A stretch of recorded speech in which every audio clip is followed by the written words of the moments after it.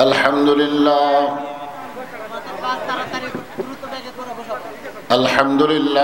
नहमदुहु व नस्तईनुहु व नस्तगफिरुहु व नु'मिनु बिही व नतवक्कलु अलैहि व नऊज़ु बिल्लाहि मिन शुरूरि अंफुसिना व मिन सय्यिआति अअमालिना मन यहदियल्लाहु फला मुदिल्ल लहु व मन युद्लिलहु फला हादिय लहु। सकले जबान खुले बोलें अशहदु अल्ला इलाहा इल्लल्लाहु वहदहु ला शरीक लहु व अशहदु अन्ना मुहम्मदन अब्दुहु व रसूलुहु अल्लज़ी अरसल रसूलहु बिलहक़्क़ि बशीरा व नज़ीरा व दाइयन इलल्लाह बिइज़्निही व सिराजम मुनीरा। फ़क़द क़ाल अल्लाहु तआला फ़ी कलामिहिल मजीद अल फ़ुरक़ानिल हमीद।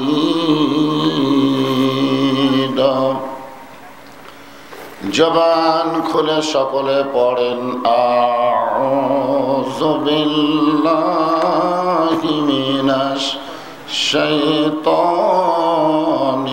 रजीम। बिस्मिल्लाहिर रहमानिर रहीम। या अय्युहल्लज़ीना आमनुस्तईनु बिस्सब्रि वस्सलाह इन्नल्लाहा मअस्साबिरीन।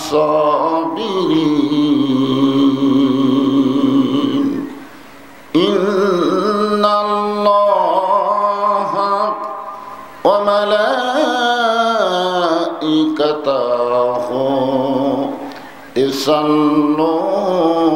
युसल्लूना अलन नबी। या अय्युहल्लज़ीना आमनू सल्लु अलैहि वसल्लिमू तस्लीमा।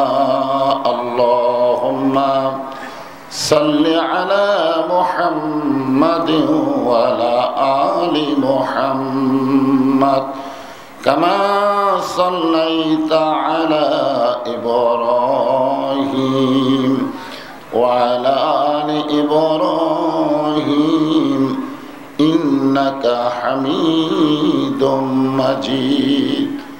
अल्लाहुम्मा बारिक अला मुहम्मद व अला आलि मुहम्मद कमा बारकता अला इब्राहीम व अला आलि इब्राहीम इन्नका हमीदुम मजीद। मशरिके हुब्बे मुहम्मद सकले बोली सल्लल्लाहु अलैहि वसल्लम। मतलाए दीवानी माँ मतलाए खुर्शीद इश्क़ास सीनाए सुजाने माँ बलागल उला बिकमालिही कशाफत दुजा बिजमालिही हसनत जमीअ खिसालिही सल्लो अलैहि व आलिहि अल्लाहुम्मा आमीन। জান্নাতের বাগান থেকে জান্নাতি মানুষদেরকে নিয়ে আমি গুনাহগার তোমার রহমতের দরজায় দোখানা হাত তুলেছি আল্লাহ। হাসরের ময়দানে জব্বার আর কাহার নামে রূপ নিয়ে তুমি যখন বিচার শুরু করবে, তোমার সামনে দাঁড়ায়া সমস্ত নবীরা নাফসি নাফসি বলে কাঁদতে থাকবে। এমন কঠিন অবস্থা হাসরে হবে, সেদিন সমস্ত নবী তার উম্মতকে ভুলে যাবে, শুধু বলবে আল্লাহ আমার কি হবে, আমার কি হবে। একমাত্র দরদি নবী শাফাতের কান্ডারি ইয়া রব্বি হাবলি উম্মতি বলে সেজদায় পড়ে যাবে। সেই কঠিন মুসিবতের সময় আজকের এই মাহফিলকে ওসিলা করে আমাদের সবাইকে রাসূলের উম্মতের কাতারে আল্লাহ কবুল করে নিও। সুবহান রাব্বিকা রাব্বিল ইজ্জাতি আম্মা ইয়াসিফুন ওয়া সালামুন আলাল মুরসালিন আলহামদুলিল্লাহি রাব্বিল আলামিন। লা ইলাহা ইল্লাল্লাহ।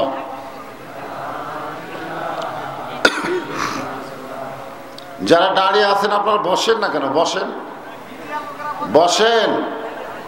কোরআনের মাহফিলে বসাটাই হলো আদবি। সবাই বসেন আর জিকির করেন লা ইলাহা ইল্লাল্লাহ লা ইলাহা। যার দিলে আছে আল্লাহর ভয়, যার মনে আছে মরণের ভয়, আল্লাহ আল্লাহ সব সময়। যার দিলে আছে আল্লাহর ভয়, যার মনে আছে আল্লাহর ভয়, আল্লাহ আল্লাহ সব সময়।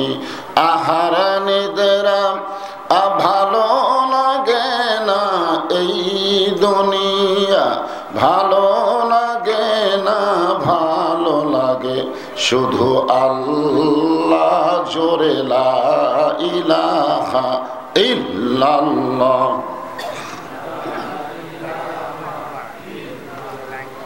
লা ইলাহা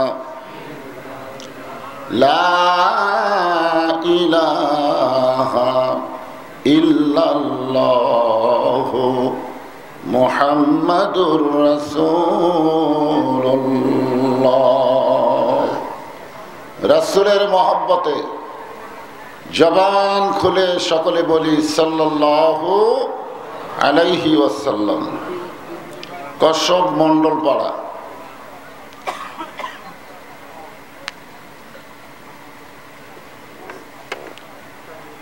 তানজিমুল ইসলাম ও তালিমুল ইসলাম ক্যাডেট, তাই না? মাদ্রাসা উপলক্ষে আজকের এই হঠাৎ মাহফিল। হঠাৎ বলছেন না, আজকে আমার মাহফিল ছিল হিলি হাকিমপুরে, কিন্তু প্রশাসনের কারণে মাহফিলের অনুমতি হয়নি। গত কয়েকদিন আগে হরিনারায়ণ আমি মাহফিল করতে এসেছিলাম, ওখানে ওনারা গেল। আমি বললাম এই তারিখ আছে যদি পারেন, মাত্র 5-6 দিন।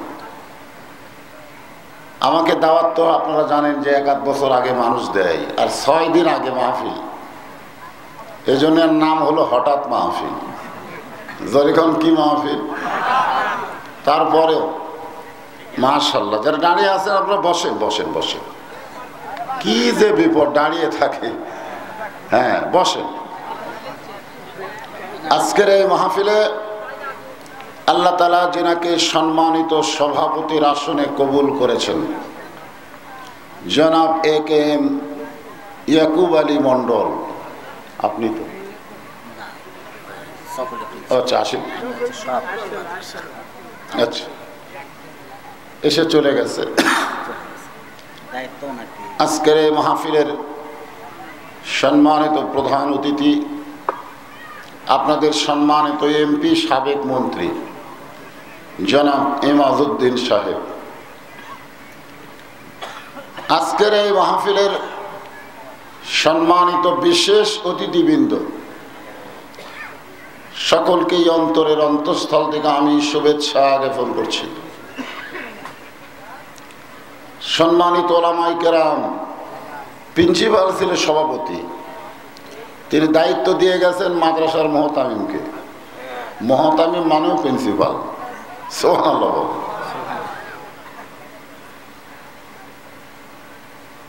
আজকে যে সমস্ত আলেম ওলামা মাগরিবের নামাজের পর থেকে এখন রাত 11টা পর্যন্ত এই দীর্ঘ সময় কোরআন হাদিসের আলোকে যেনারা আলোচনা করে আপনাদেরকে শোনালেন, আলেম সহ সমস্ত বক্তাগণকে অন্তরের অন্তঃস্থল থেকে আমি শুভেচ্ছা জ্ঞাপন করছি।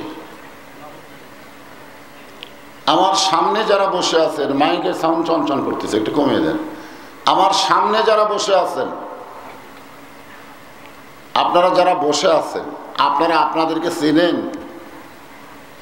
চেনেন? আপনারা কে? যদি এরকম প্রশ্ন করা হয় আপনি কে, তো উত্তরে কি বলবেন? কিছুই নাই। হ্যাঁ, এটা কোনো কোরআন এবং হাদিসের কথা না, এটা হলো আল্লাহ ওয়ালাদের কথা। মান আরাফা নফসাহু ফাকাদ আরাফা রব্বাহু। যদি কেউ নিজেরে চিনতে পারে তাহলে তার আল্লাহকেও সে চিনতে পারবে। বলেন সুবহানাল্লাহ।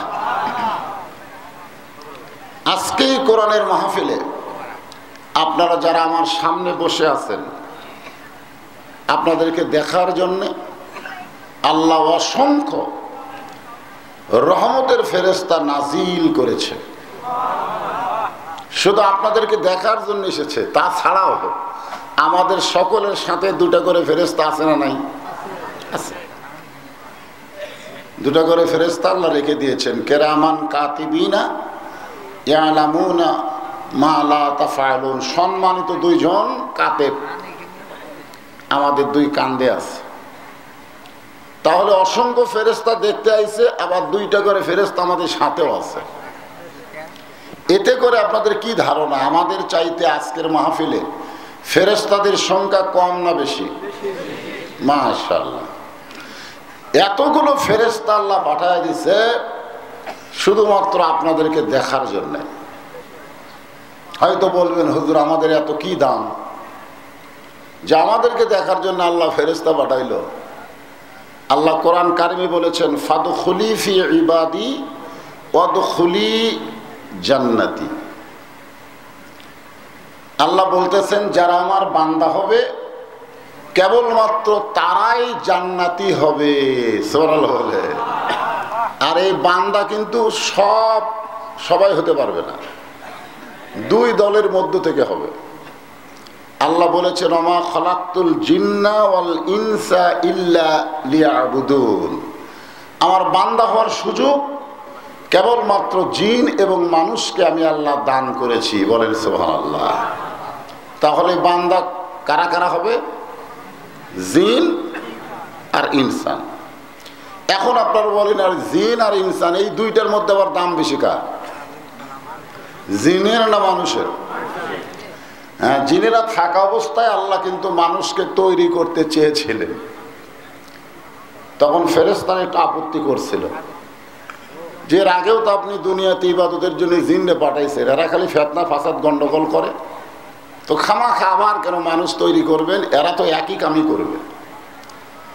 আল্লাহ তখন ফেরেশতাদের বলেছিলেন, ইন্নী আ'লামু মা লা তা'লামুন, আমি আল্লাহ যা জানি তোমরা তা জানো না। জোরে করে সুবহানাল্লাহ। আল্লাহ বললেন, আমি বান্দার জন্য, যারা আল্লাহর বান্দা হবে তারা জান্নাতে প্রবেশ করবে। এখন আমার সামনে যারা আপনারা বসে আছেন, আপনারা কি জান্নাতে প্রবেশ করার বান্দা হতে পেরেছেন? কি মনে হয়? আমার বিশ্বাস যারা এই জান্নাতের বাগানে বসতে পেরেছে তারা জান্নাতেও প্রবেশ করতে পারবে ইনশাআল্লাহ। এটা আমার বিশ্বাস। আপনাদের মনে কি হয়? একটা হিসাব করলেও তো দেখা যায়। অনেকে বলে বেহেশত পাই কিনা পাই, এরকম একটা বলে। আমি তাদের একজনকে ধরে বললাম, শোনো, বেহেশত সম্পর্কে তোমার ধারণা আছে? বলে কি? বললাম, বেহেশত হলে 8টা আর জাহান্নাম হলো 7টা। বর্তমানে গোটা পৃথিবীতে 700 কোটি মানুষ বসবাস করতেছে। কত কোটি? 700 কোটির মধ্যে 150 কোটি হলো মুসলমান আর 550 কোটি হলো বেঈমান। তাহলে বেহেশতের সংখ্যা কম না বেশি? মুসলমানের সংখ্যা কম না বেশি? কম। বেহেশতের সংখ্যা বেশি, আমাদের সংখ্যা কম। আর জাহান্নামের সংখ্যা কম, কিন্তু বেঈমানের সংখ্যা বেশি। একটা হিসাব আছে না নাই? সাহাবীরা বললেন, ইয়া রাসূলুল্লাহ, জান্নাত আর জাহান্নাম এই দুইটার মধ্যে কোনটা বড়, মানে আয়তনে বড় কোনটা? আল্লাহ রাসূল বললেন, কোন একটা জান্নাতের ভিতরে যদি 7টা জাহান্নাম ঢুকানো হয়, জাহান্নামগুলো কোন জায়গায় এটা খুঁজে বার করা লাগবে। তার মানে বোঝা গেল 7টা জাহান্নামের চাইতেও একটা জান্নাত অনেক বড়। তাহলে এত বড় বড় বড় জান্নাতের সংখ্যা মাত্র 150 কোটি, আর এত ছোট ছোট জাহান্নামের সংখ্যা হলো 550 কোটি। এই হিসাবে তো এমনি আমরা জান্নাতি। জোরে কোন কথা, ঠিক কিনা? হিসাব আছে, আছে না নাই? হ্যাঁ। আজকে আপনাদের সামনে আমি যে আয়াতে কারিমা তেলাওয়াত করেছি, সে আয়াতকে সামনে নিয়ে আলোচনা হবে। ইয়া আইয়ুহাল্লাযীনা আমানুস তাঈনু বিস-সাবরি ওয়াস-সালাহ ইন্নাল্লাহা মা'আস-সাবিরিন। হয়তো বলবেন, হুজুর 28 তারিখে ভোট হবে, সেই ভোটের কি কোনো আলোচনা হবে না? ভোটের কি কোনো আলোচনা হবে না? কারণ চেয়ারম্যানে অনেকজন দাঁড়াইছে, মেম্বারে অনেকে দাঁড়াইছে, তো সবাই তো আর চেয়ারম্যান হবে না। হবে কয়জন? একজন। তাহলে আমরা সবাইকে ভোট দেব না একজনকে দিব?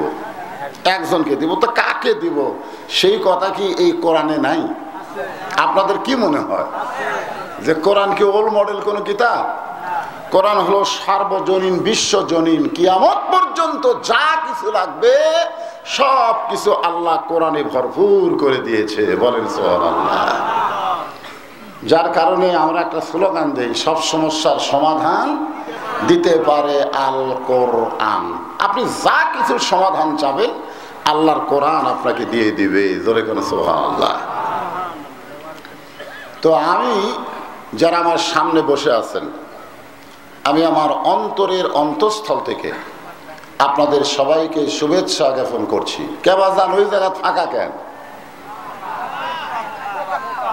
ও আচ্ছা, পোকা। ঠিক আছে। পর্দার অন্তরালে আমার যে সমস্ত মা বোনেরা অধীর আগ্রহে বসে বসে আলোচনা শুনতেছেন, আমি সম্মানিত মা বোনদেরকেও শুভেচ্ছা জ্ঞাপন করে এই মুহূর্তে জানতে চাচ্ছি আপনারা সকলে কেমন আছেন? আলহামদুলিল্লাহ রাব্বিল আলামিন। কমিটির যারা এই মাহফিল যারা করতেছেন, আপনারা কেমন আছেন? শোনেন, এই কমিটির ভিতরে একটা শঙ্কা আছে। শঙ্কা সেটা কি? দ্বিতীয় বক্তা কিন্তু সব আদায় করে, কিন্তু এই গামছা রুমালের আদায়টা দ্বিতীয় বক্তা করে না। হয়তো আপনারা বললেন, হুজুর কেন করে না? এই জন্যই করে না, কারণ তখন লোক এত বেশি থাকে না। তো কমিটির চিন্তা ভাবনা যদি প্রধান বক্তা ওয়াজ করতে করতে একেবারে গামছা রুমালের কথা ভুলে যায়, তাহলে তো সমস্যা হয়ে যাবে। এই জন্য আমাকে কমিটি বলেছে, হুজুর ওয়াজ আপনি যা করেন করেন, সারা রাত করেন, আমাদের কোনো সমস্যা নাই, কিন্তু ওয়াজের আগ দিয়ে এই গামছার 5 মিনিট আধা এটা আপনি করিয়া দিয়ে শুরু করবেন, তাহলে আমাদের ভিতরে কোনো সংশয় থাকবে না, আমরাও আলহামদুলিল্লাহ। তো আপনারা তো আলহামদুলিল্লাহ কইছেন, কমিটিরা কিন্তু আলহামদুলিল্লাহ কয়নি।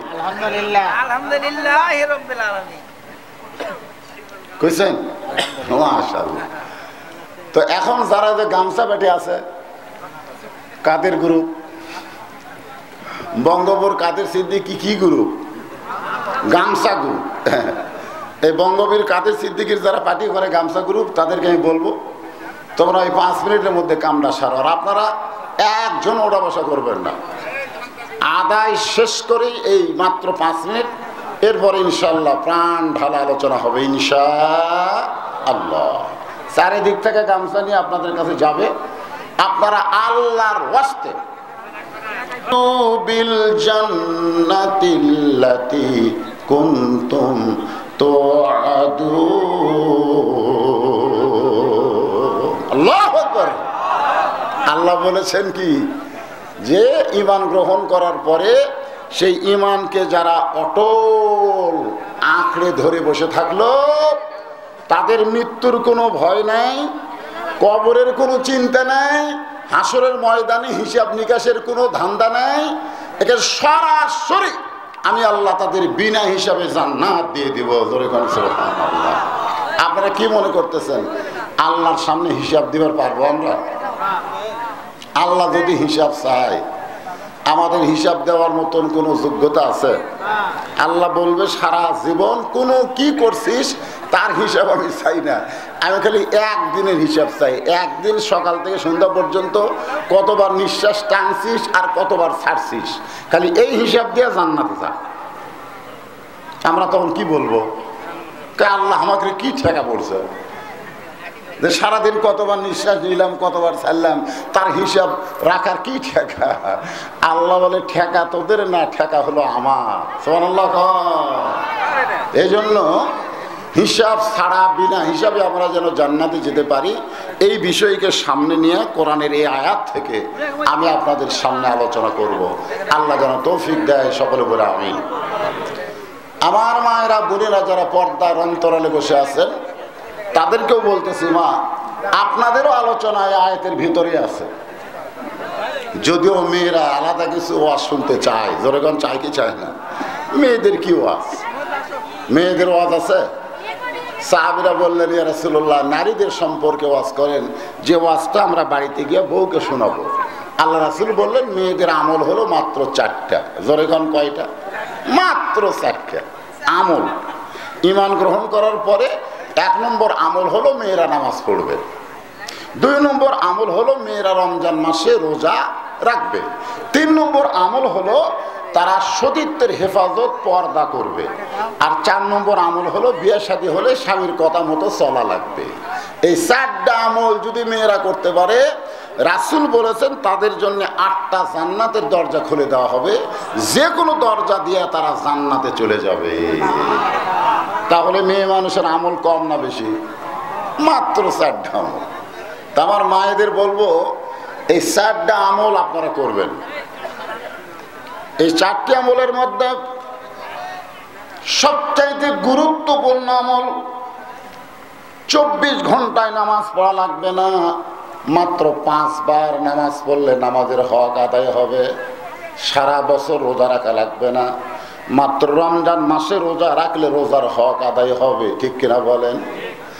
24 ঘন্টায় স্বামীর খেদমত করা লাগবে না, কারণ স্বামী যখন কাছে থাকবে, স্বামী খেদমত চাবে, তখন খেদমত করা লাগবে। কিন্তু আল্লাহ নবী বলেছেন মেয়েদেরকে 24 ঘন্টায় পর্দার ভিতরে থাকতে হবে। এই জন্য আল্লাহ কোরআনে নারীদের জন্য ঘোষণা করলেন, অকরনা ফি বুয়ুতিকুন্না ওয়ালা তাবাররাজনা তাবাররুজাল জাহিলিয়াতিল উলা। রে মেয়েরা, তোমরা ঘরের মধ্যে থাকো, ঘরের ভিতর। ওই যে আপনারা পর্দা করে দিয়েছেন, ওটাও একটা ঘর। ওটা কি ঘর? আপনাকে এখানে পর্দা নাই, কিন্তু মেয়েদেরকে পর্দা করে দেওয়া হয়েছে, ঘরের ভিতরে থাকো, ঘরের বাহিরে যাও না। আল্লাহ বলেছেন যদি কোনো প্রয়োজনে ঘরের বাহিরে যাও তাহলে হেজাব নিয়ে, পর্দা নিয়ে যেতে হবে। ওই জাহিলি যুগের মেয়েদের মতন সাজগোজ করে যাওয়ার কোনো পারমিশন মুমিনা নারীর নাই। এই হুকুম কার? এখন আসেন, আল্লাহ হুকুম এটা কাকে করলো? মেয়েকে করলো না পুরুষদের করলো? কিন্তু রাসূল বললেন আর দায়ুসু লা ইয়াদখুলুল জান্নাহ, দায়ুস কোনদিন জান্নাতে যাবে না। তখন সাহাবীরা বললেন হুজুর দায়ুস কোন নারী? আল্লাহ রাসূল বললেন দায়ুস কোন নারী না, দায়ুস হলো ওই সকল পুরুষ যাদের অধীনে নারীরা পর্দা করে না। তার মানে রাসূল বুঝালেন আমার বউ যদি পর্দা না করে, আমার মেয়ে যদি পর্দা না করে, সরাসরি আল্লাহ ওই মেয়েকে ধরবে না, ধরবে আগে আমাকে। জোরে কোন কথা ঠিক কিনা? তাহলে এখন আপনারা চিন্তা করেন যে আমাদের বউ মেয়েকে পর্দায় রাখতে গেলে দায়িত্ব কি মেয়েদের বেশি না আমাদের বেশি? হ্যাঁ, আমাদের বেশি। এখন আসেন, আল্লাহ কিন্তু বললেন যারা আমাকে বিশ্বাস স্থাপন করেছ, এই বিশ্বাসটা হলো কি? ইকরার বিল লিসান, জবানে বলো লা ইলাহা ইল্লাল্লাহ মুহাম্মাদুর রাসূলুল্লাহ। এটা আমরা সকলে জবানে পড়ি, লা ইলাহা ইল্লাল্লাহ মুহাম্মাদুর রাসূলুল্লাহ। শোনেন, এই যে কলেমা অনেকে পড়লেন না, আপনি জানেন যে আপনি যত পাপ করেন মৃত্যুর সময় এই কলমা পড়তে পড়তে যদি আপনার মৃত্যু হয়, আপনার জীবনের কোনো পাপ আল্লাহ দেখবে না, এই কলমার কারণে আপনার সব মাফ করে দিবে। এই জন্য আমি এক মাহফিলে বলেছিলাম বর্তমানে বাংলাদেশে যারা ফাঁসিতে মরে তাদের কিন্তু কলেমা নসিব হয়, ফাঁসিতে যারা মরে। কারণ ফাঁসি দেওয়ার আগে তারা কিন্তু গান গায় না, যখন গান গায় তারা কলমা পড়ে, কলমা পড়তে পড়তে গলার দড়ি লাগায়, মারে টান, ওরা কলমা পড়তে পড়তেই মরে যায়। আর যারা এমনি মরি আমরা, আমাদের কলমার কিন্তু কোনো গ্যারান্টি নাই। জোরে কোন কথা ঠিক কিনা? তা আমি এইরকম এই হিসাব করে দেখছি, এই বাংলাদেশে সব মরার চাইতে ফাঁসিতে মরাই ভালো। না না, গলার দড়িতে মরা না, কেউ যদি কাউরে ফাঁসি দেয়, আমি সেটার কথা বলতেছি। হ্যাঁ, চিন্তা করে দেখেন ভাই, আমরা ইমানদার। এখানে বলা হচ্ছে তাসদিক বিল জেনান, খালি মুখে বললে হবে না, এটা কলিজার মধ্যে জায়গা দেওয়া লাগবে। শুধু কলিজার মধ্যে জায়গা দিলে হবে না, তোমার কলিজার কলেমা তোমার কলিজা থেকে বের করার জন্য নানা রকম ষড়যন্ত্র হচ্ছে। ধরে কোন কথা ঠিক কিনা? মুসলমানের ঘরে জন্ম নিয়েও বেঈমান হয়ে মরে, এরকম আছে না নাই? আল্লাহ বলেছেন অমিনান নাস মাইয়াকুলু আমান্না বিল্লাহি ওয়া বিল ইয়াউমিল আখিরি ওয়া মা হুম বিমুমিনিন। সবাই আল্লাহু আকবার বলবেন। এর আগে তো নারায়ণপুরে আমি বললাম যে বাংলাদেশে সব দলের লোকেরা আল্লাহু আকবার বলতে চায় না। বাংলাদেশে এমন কিছু বড় বড় দল আছে, এই দলে কিন্তু আল্লাহু আকবার নেই। সুবহানাল্লাহ আছে, আলহামদুলিল্লাহ আছে, কিন্তু আল্লাহু আকবার নেই। আমাদের বাংলাদেশের বড় কোন দলের কর্মী যদি কোনো মিছিলে আল্লাহু আকবার কয়, আমার মনে হয় না ওর কর্মীগিরি থাকবে।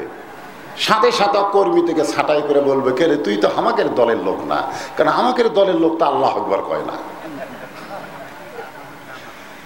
কারণ আল্লাহু আকবারে সবচাইতে বেজার হয় শয়তান। ধরে বলেন কে? আর যাদের মধ্যে শয়তানি আছে তারা এই আল্লাহু আকবার সহ্য করবার পারে না। তো আপনাদের মধ্যে কি শয়তানি আছে? আছে?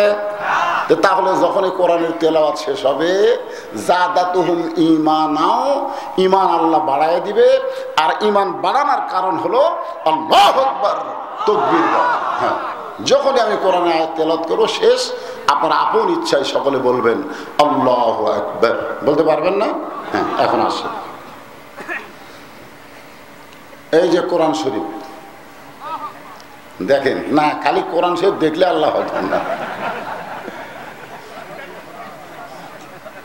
আমাদের জীবনে কোনোদিন আমরা শুনিও নি, কিন্তু এবার আমরা মিডিয়ার কল্যাণে ইন্টারনেটের কারণে দেখলাম যে আমাদের এই কোরআন শরীফ হিন্দুর মূর্তি হনুমানের পায়ের ওপরে। জোরে খান কথা ঠিক কিনা?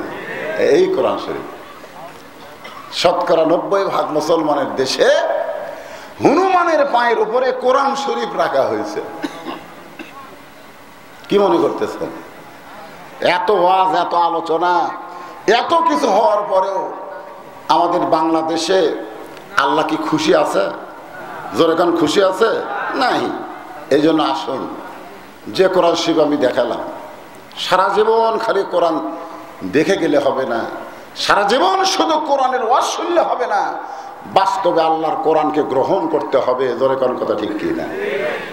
এখন আল্লাহর কোরআনকে গ্রহণ করতে গেলে যদি আমি ইমানদার হই, আল্লাহ 2 নম্বর শর্ত দিল, আস্তাইনু, যদি তোমরা কিছু পাবার চাও, বিশ্ববরি ওয়াসসালা, তাহলে ধৈর্য আর নামাজের ভিতর দিয়া চাও।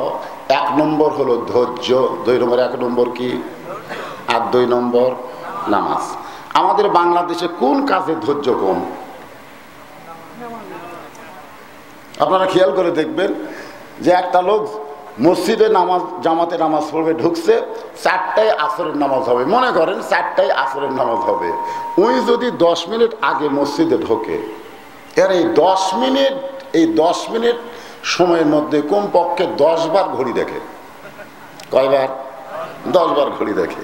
একবার হাত ঘড়ি দেখে, একবার মসজিদের দেওয়ালের ঘড়ি দেখে, একবার পাশের লোককে বলছে যে ভাই আর কয় মিনিট আছে, তোকে এখনো 3 মিনিট। তখন ওই মুখ খুলে একটা কথা বলেই ফেলে, আজকে ঘড়ি লড়তিছে না, আজকে ঘড়ি লড়তিছে না। তার মানে সব জায়গায় ওর ধৈর্য আছে, কিন্তু না, আপনার কথা ঠিক কিনা? ওই লোকটাই যে মসজিদের মধ্যে 10 মিনিটে 10 বার ঘড়ি দেখলো, ওই লোকটা যদি চা স্টলে যায়, ওই কি ঘড়ি দেখে? দেখে না। কি জন্য দেখে না? সব জায়গায় ওর ধৈর্য আছে, কিন্তু শুধু নামাজে নাই। এই জন্য আল্লাহ বলেছেন, আমি আল্লাহর কাছে যদি কিছু পাওয়ার চাও, আস্তাইনু বিসসবরি ওয়াসসালাহ, ধৈর্য। এই ধৈর্যটা সম্পর্কে আল্লাহ বলেছেন, ইন্নাল্লাহা মা'আস সাবিরিন, আমি আল্লাহ ধৈর্যশীলদের সাথে আছি। আজকে আপনারা এখানে সেই মাগরিবের নামাজের পর থেকে এত রাত পর্যন্ত যে বসে আছেন, আপনারা কি এমনি এমনি বসে আছেন? আপনাদের ধৈর্য আছে না নাই? যখন আছে না নাই? তাহলে যতক্ষণ এখানে ধৈর্য নিয়ে বসে থাকবেন, আপনাদের সাথে কে থাকবে? আরো জোরে, জোরসে বলো। বিশ্বাস হচ্ছে না? আল্লাহ আমাদের সাথে আছে না নাই? হ্যাঁ, আমাদের সাথে আল্লাহ আছে। এখন আসেন, এই ধৈর্যের নামাজকে বুঝাইতে গিয়ে একটা মানুষের জীবন থেকে সামান্য কথা বলবো, কারণ 28 তারিখে নির্বাচন। যখন ঠিক কিনা?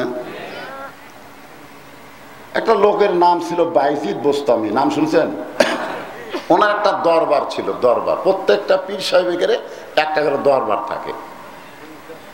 উনি একদিন সকালবেলায় দরবারে এসে দেখে মুরিদেরা, ওই শিষ্যরা, ছাত্ররা জিকির করতেছে, নাউজুবিল্লাহ নাউজুবিল্লাহ নাউজুবিল্লাহ। তো বাইজিদ বোস্তামি চমকে গেলেন, জিকির হবে আল্লাহ, জিকির হবে লা ইলাহা ইল্লাল্লাহ, জিকির হবে সুবহানাল্লাহ। জোরে কোন কথা ঠিক কিনা? জিকিরের কিছু শব্দ আছে না নাই? জোরে কোন আছে না নাই? আপনি যদি বলেন লা ইলাহা ইল্লাল্লাহ, জিকির হবে। কেউ আর খালি যদি বলে ইল্লাল্লাহ ইল্লাল্লাহ ইল্লাল্লাহ ইল্লাল্লাহ ইল্লাল্লাহ, ইল্লাল্লাহ শব্দের অর্থ কি? আল্লাহ ছাড়া, আল্লাহ ছাড়া, আল্লাহ ছাড়া। আর কেউ যদি জিকির করে, আমার দয়াল বাবার দরবারেতে কেউ ফিরে না খালি হাতে, এরকম জিকির আছে না? এইরকম জিকিরে 2 কান্দের ফেরেশতা পর্যন্ত বেকায়দা পড়া যায়। মানে ফেরেশতারা কলম খাড়া করে আছে। আল্লাহ কয় খবর কি? কয় লেখমো কি? মানে লেখমো কি? এরা কি কয় বোঝা যায় না। তো তো এখন জিকির করতেছে নাউজুবিল্লাহ। বাজদিদ বোস্তামি রাগ করে বলে, রে মুরিদেরা, আল্লাহ আল্লাহ সুবহানাল্লাহ বাদ দিয়া এরকম নাউজুবিল্লাহ জিকির করো কেন? ছাত্ররা বলতেছে, হুজুর আমরা নাউজুবিল্লাহ জিকির কেন করতেছি এটা আপনি শুনলে আপনিও করবেন। বলে আচ্ছা বলো তো। বলে বাগদাদ শহরের উত্তর এলাকায়, বাগদাদ শহরের উত্তর এলাকায় সুন্দরী 16-17 বছরের একটা মেয়ে ঘর ভাড়া নিছে। কি ভাড়া? ঘর ভাড়া নিয়ে দেহ ব্যবসা শুরু করছে। এখন এই শহরের কিছু যুবক ওই খারাপ মেয়ের সাথে সম্পর্ক রাইখা তাদের জীবন, তাদের চরিত্র নষ্ট করতেছে। একটা খারাপ মেয়ের পাল্লা পড়ে ভালো যুবকগুলো নষ্ট হয়ে যাচ্ছে। আর এই খবর যখন আমরা পাচ্ছি তখন নাউজুবিল্লাহ ছাড়া তো আমাদের জিকির নাই। কারণ আমরা খারাপ কিছু দেখলে কি বলি? কতক্ষণ একটা ছেলে যদি খারাপ হয়ে পেশাব করে কি বলি? একটা মেয়ে যদি বেপরদা হয়ে যায় কি বলবো? বলবেন না নাউজুবিল্লাহ আস্তাগফিরুল্লাহ বলবেন না? বলবেন তো। হ্যাঁ, বায়জিদ বোস্তামি বললেন, একটা সুন্দরী মেয়ে দেহ ব্যবসা করতেছে ঘর ভাড়া নিয়ে শহরে, আর তোমরা আমার দরবারে নাউজুবিল্লাহর জিকির করতেছো। শুধু তোমরা নও, পৃথিবীর তামাম মানুষ যদি নাউজুবিল্লাহর জিকির শুরু করে, ওই খারাপ মেয়ের হাত থেকে যুবকদেরকে রক্ষা করা যাবে না। আজকে আমাদের বাংলাদেশে যে কায়দায় জিকির চলতেছে, যে কায়দায় নামাজ চলতেছে, যে কায়দায় মাহফিল চলতেছে, এগুলো শুধু চলতেই থাকবে, মানুষ কেউ ভালো হবে না। জোরে কোন কথা ঠিক কিনা? কেউ হবে না, যা আসলো তাই। ওই যারা মাগরিবের নামাজ পড়েনি, এশার নামাজ পড়েনি, ও আর শেষ হলে ওরাই ফজর নামাজ পড়বে না, পড়বে না। আপনি যতই ওয়াজ করেন কি তো মুরিদরা বলে হুজুর, ছাত্ররা বলে হুজুর তাহলে কি করা লাগবে? ওই খারাপ মেয়ের হাত থেকে যুবকদেরকে বাঁচাতে গেলে আমাদের করণীয় কি? আজকে খারাপ ইউনিয়ন ভালো করতে গেলে আমাদের 28 তারিখে করণীয় কি? কিছু আছে না নাই? যখন আছে না নাই? কি করণীয়? তাহলে ওই খারাপ মেয়ের হাত থেকে আমাদের এই সোনার যুবকদেরকে, ভালো যুবকদেরকে বাঁচাতে গেলে আমাদের করণীয় কি? আজকে আমাদের যুবকেরা ফ্রি ফায়ার, পাবজি গেম খেলতেছে। এ যারকে 4G মোবাইল আছে সবসময় তো খালি ওই কামই করতেছে না? হ্যাঁ, এই যে হুরপরি, বাংলাদেশের হুরপরি লুঙ্গি ড্যান্স দিল, এটা তো আমরা জানি না, যুবকদের কাওয়া, যুবকরা আমাকে জানালো, হুজুর আলেমগুলা সব জেলের মধ্যে ভরে রাখছে, আর পরিমণি মদের ভান্ডার ধরা হলো, তাকে আবার জামিন দিল, হাতে মেহেন্দি দিয়ে বার হলো, বার হয়ে আবার জন্মদিবস লুঙ্গি ড্যান্সে পালন করলো।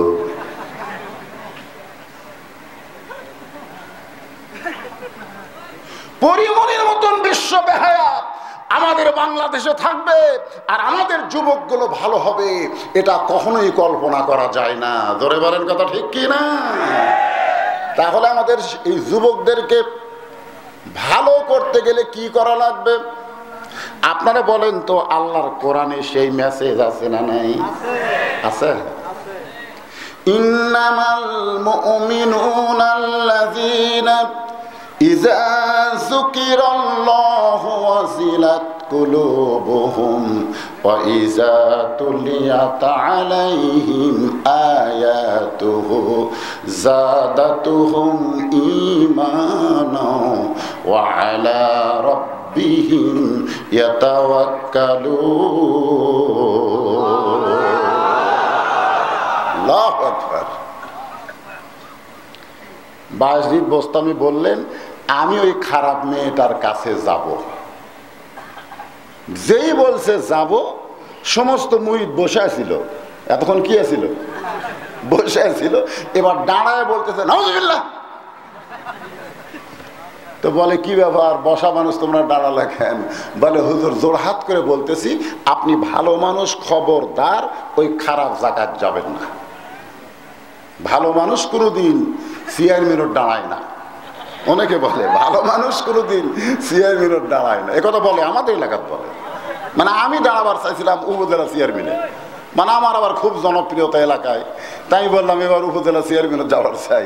সাইড থেকে কয় নাউজুবিল্লাহ নাউজুবিল্লাহ, হুজুর খবরদার আপনি যেন ওই খারাপ জায়গায় যান না। আমি ওদের হাত ধরে বললাম জায়গা খারাপ না, জায়গা খারাপ না, খারাপ মানুষকে ভালো জায়গা পাঠালে ওই ভালো জায়গাও খারাপ হবে। জোরে কর কথা ঠিক কিনা? আগে মসজিদের সভাপতি ছিল, সামনে কাতারে 5 ওয়াক্ত নামাজ জামাতে পড়ে। মসজিদের সেক্রেটারি ছিল, সামনে কাতারে 5 ওয়াক্ত জামাতে নামাজ পড়ে। আর এখন সেক্রেটারি হচ্ছে ওই শুক্রবার দিন সবার শেষে এসে আগে যায়, ওই শালাক বানাচ্ছে সেক্রেটারি।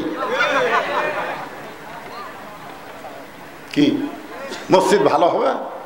মসজিদ ভালো হবে? তো এখন ভালো জায়গা খারাপ করার মানুষ।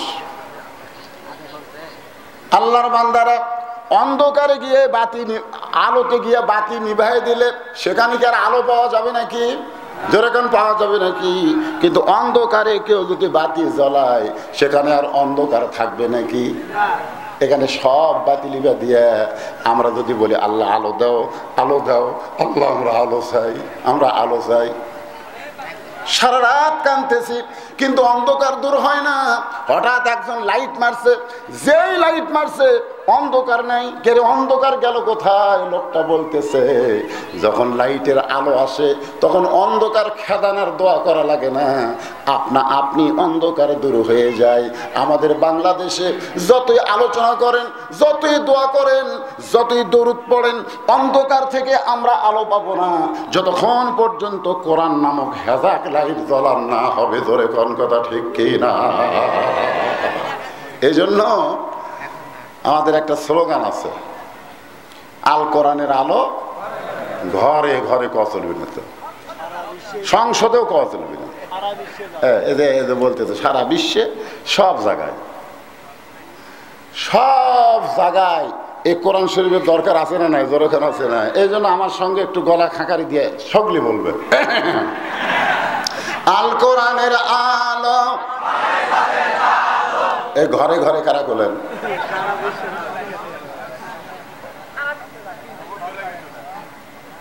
সারা বিশ্বে বলেন। আপনাকে তো আমি বুঝাই দিচ্ছি যে ঢাকা ওয়াসা কোম্পানি একটা টাঙ্কি বানাচ্ছে, টাঙ্কির ধারণ ক্ষমতা হলো 2 কোটি লিটার। কত? ওই টাঙ্কি ভর্তি করে পানি তোলে, সেই পানি পাইপের মাধ্যমে ঢাকার সমস্ত বাসায় পানি সাপ্লাই দেয়। বাসার লোকেরা সেই পানি পান করে, গোসল করে, ওযু করে, খায়, সব কিছু করে। কিন্তু একদিন গভীর রাত্রে ওই টাঙ্কির ছাপনা খুলে দেশি আর বিদেশি শয়তান মিলে ওই টাঙ্কির মধ্যে একটা মরা মোষ ফেলে দিছে। যেরকম কি মোষ? মরা মোষ ফেলে দিয়ে টাঙ্কি আবার ঝাপনা লাগিয়ে দিচ্ছে। ওই মোষ ফুলে পচে একেবারে গলে পানির মধ্যে মিশ্রণ হয়ে প্রত্যেকটা বাসায় পানি চলে যাচ্ছে। বাসার লোকের এখন গিলাসে পানি নিয়ে বলতেছে ওয়াসাকাহুম রাব্বুহুম শারাবান তাহুরা। আল্লাহর কোরআন পড়তেছে আর পানি পান করতেছে ঘরের মধ্যে। আপনারা বলেন পানি পাক না না পাক? কেন না পাক? তুমি তো ঘরে ঘরে কোরআন জ্বলাবার চাচ্ছ। তোমার পানি নাপাক হওয়ার কারণ কি? কারণটা হলো যেখান থেকে পানি সাপ্লাই হয় সেই জায়গা যতক্ষণ পবিত্র না হবে তোমার ঘর ততক্ষণ পবিত্র করতে পারবে না।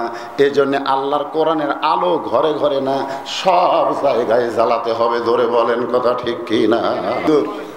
আপনি একজন আল্লাহর ওলি মানুষ, ভালো মানুষ, আপনি খবরদার ওই খারাপ মেয়ের কাছে যাবেন না। কারণ আপনি যদি যান সবাই বলবে বাইজিদও খারাপ হয়ে গেছে রে। একটা পতিতা দেহ ব্যবসায়ীর ঘরত গেছে, বাইজিদ বস্তায় বললেন আমি যাব, তবে আমি একলা যাব না। আমি যাব তবে একলা যাব না, আমি 2টা জিনিস নিয়ে যাব। একটার নাম হলো জায়নামাজ আর একটার নাম হলো আল্লাহর কোরআন। সাল্লাল্লাহু আলাইহি ওয়াসাল্লাম আস্তাইনু বিসসবরি ওয়াসসালাহ ইন্নাল্লাহা মা'আস সাবিরিন।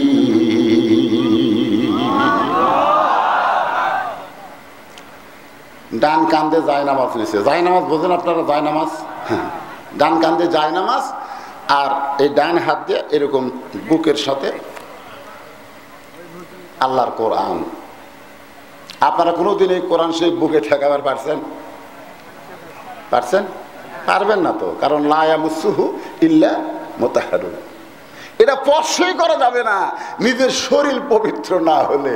আমাদের বাংলাদেশে অনেক যুবক আছে এর শরীর পবিত্র নাই, এরা পেশাব করে পানি দেয় না, খাড়া হয়ে পেশাব করে, এরকম আছে না নাই? এখানে যত মানুষ আছে সবাইকে যদি বলি আসেন তো ভাই কোরআন শরীফ একটু হাত দেন তো ভাই, অনেকে বলবে হুজুর আজগানা।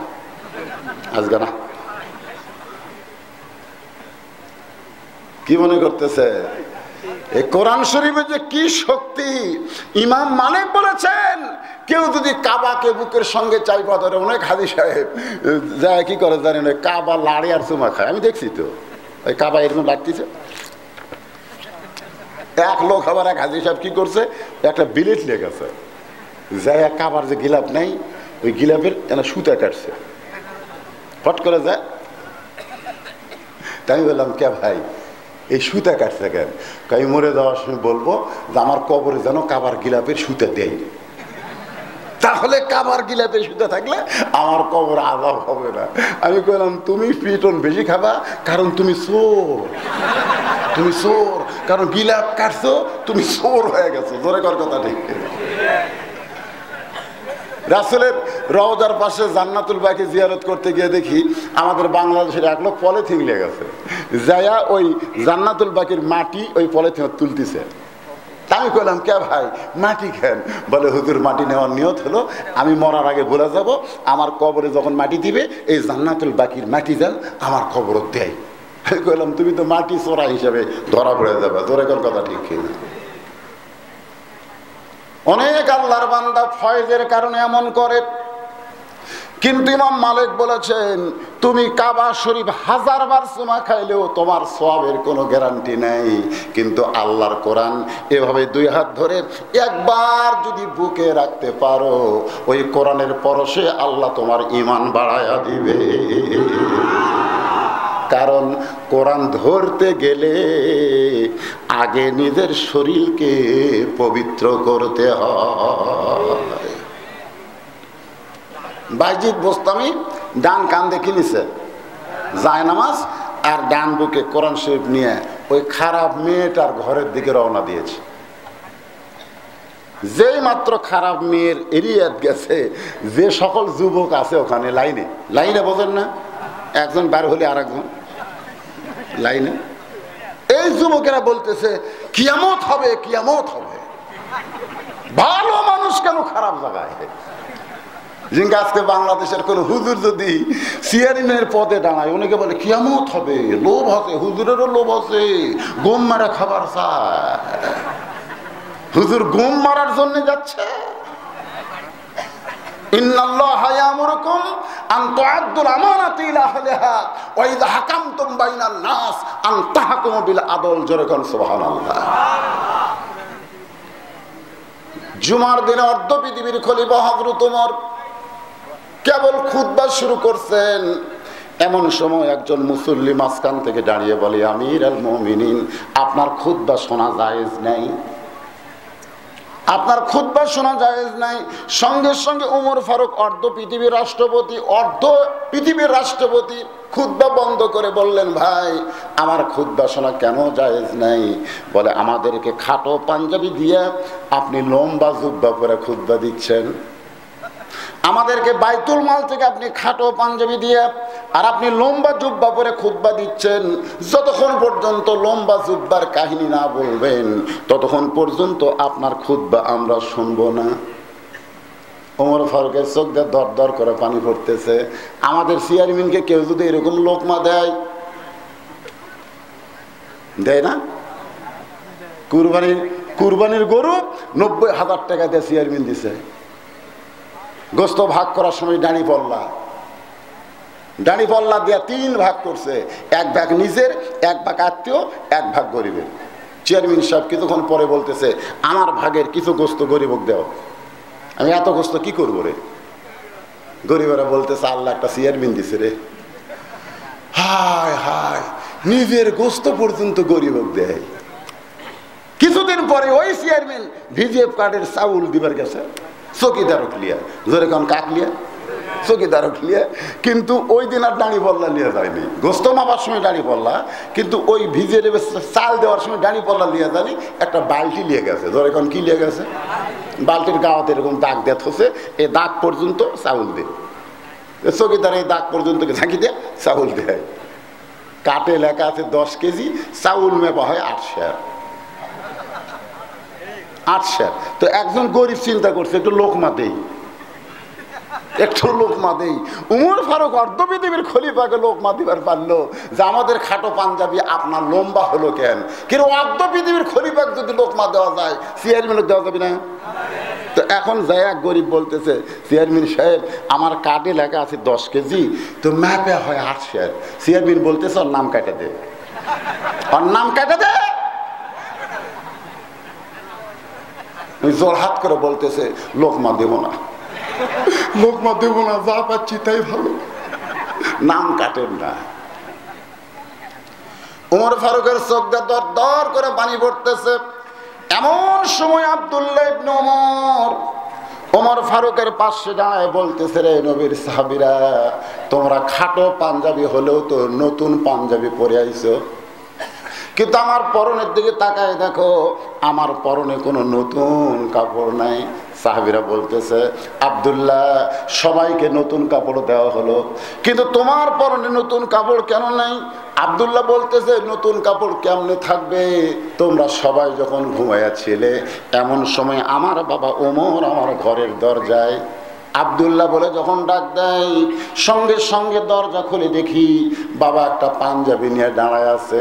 আমি খুশি হয়ে বললাম, বাবা গভীর রাত্রে আমাকে আর একটা পাঞ্জাবি দিবার আইছেন। সঙ্গে সঙ্গে ওমর ফারুক বললেন, ইন্নাল্লাহা ইয়ামুরুকুম আন তুআদ্দুল আমানাতি ইলা আহলিহা ওয়া ইযা হাকামতুম বাইনান নাস আন তাহকুমু বিল আদল। এই আয়াত তেলাওয়াত করার পরে বললেন, আব্দুল্লাহ আমি তোকে একটা পাঞ্জাবি দেওয়ার পরে আর একটা পাঞ্জাবি দিতে আসিনি বাজান, বরং এই পাঞ্জাবিটা আমার ভাগে পড়েছে। আমি গাইতে দেখি এত ছোট, এই ছোট পাঞ্জাবি পরে জুমার দিনে খুতবা কেমনে দেই, তাই তোর পাঞ্জাবিটা একটু দাম চাচ্ছি বাবা, তোরটা কি আমারে দান করে দেওয়া যাবে না?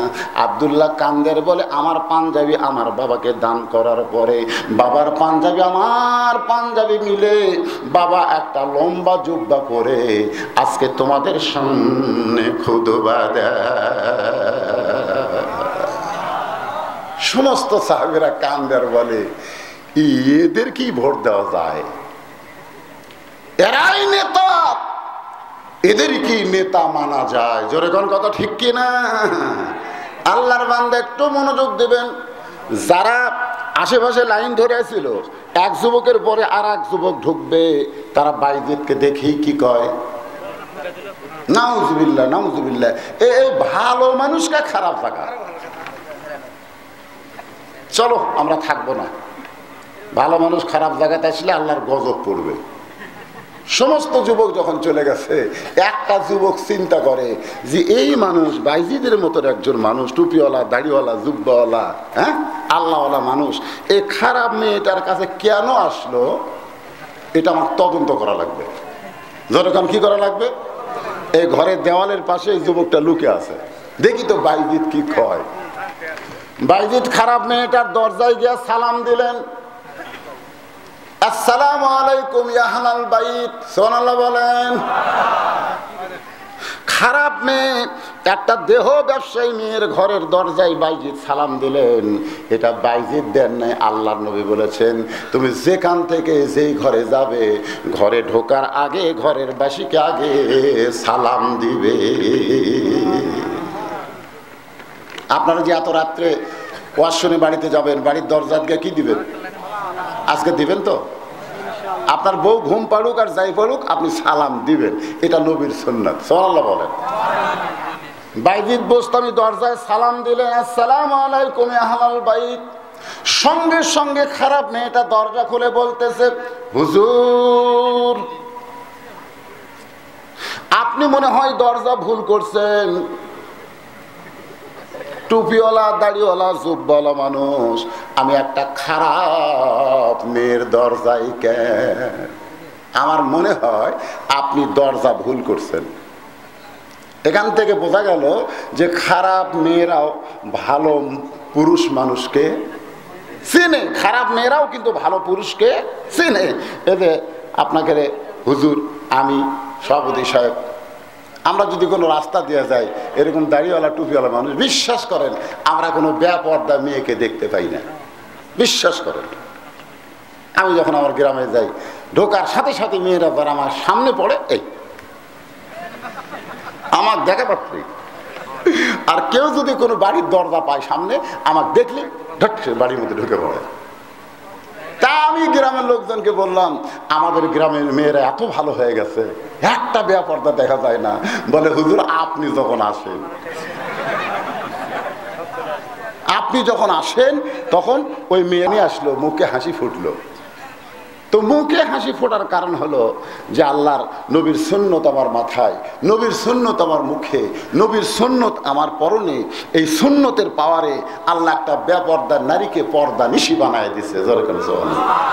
কিন্তু কান্নার কারণ হলো যে আমি কি এতই খারাপ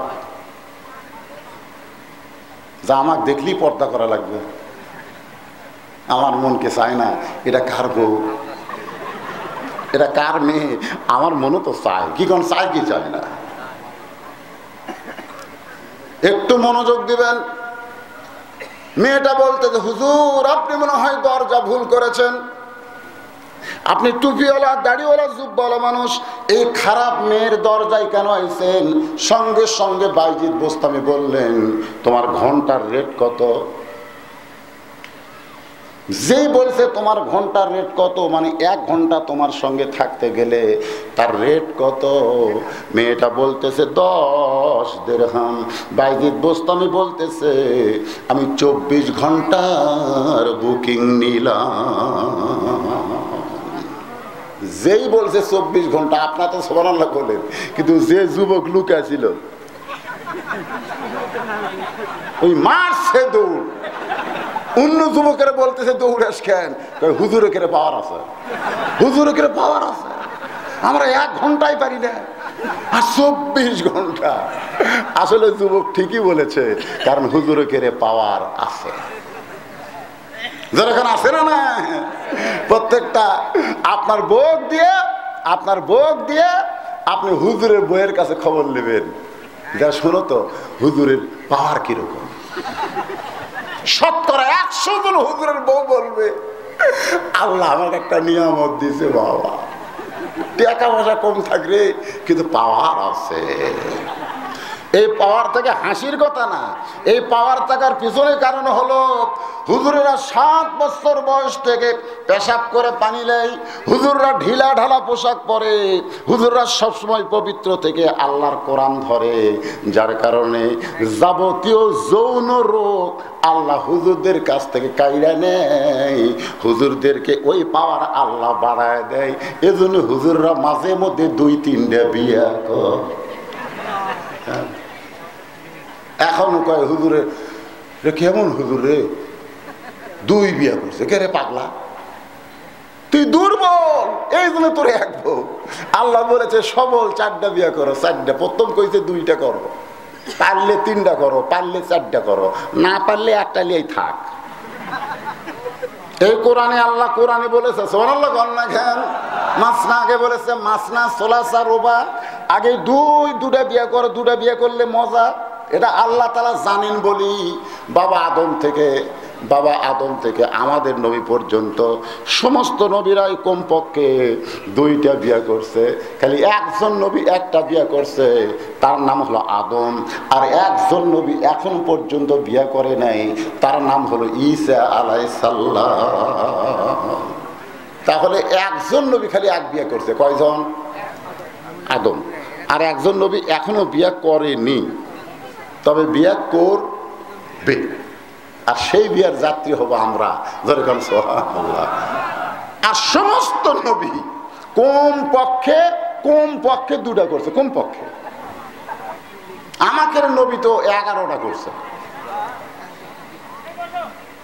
এখন আপনারা চিন্তা করতেছেন, মা বোনরা মনে খারাপ করতেছে, হুজুর কি বিয়ে করার ওয়াজ করতেছে নাকি? না, পারবেন না, 1টাই তো পারতেছেন না, তাহলে 2টা কেমনি পারবেন?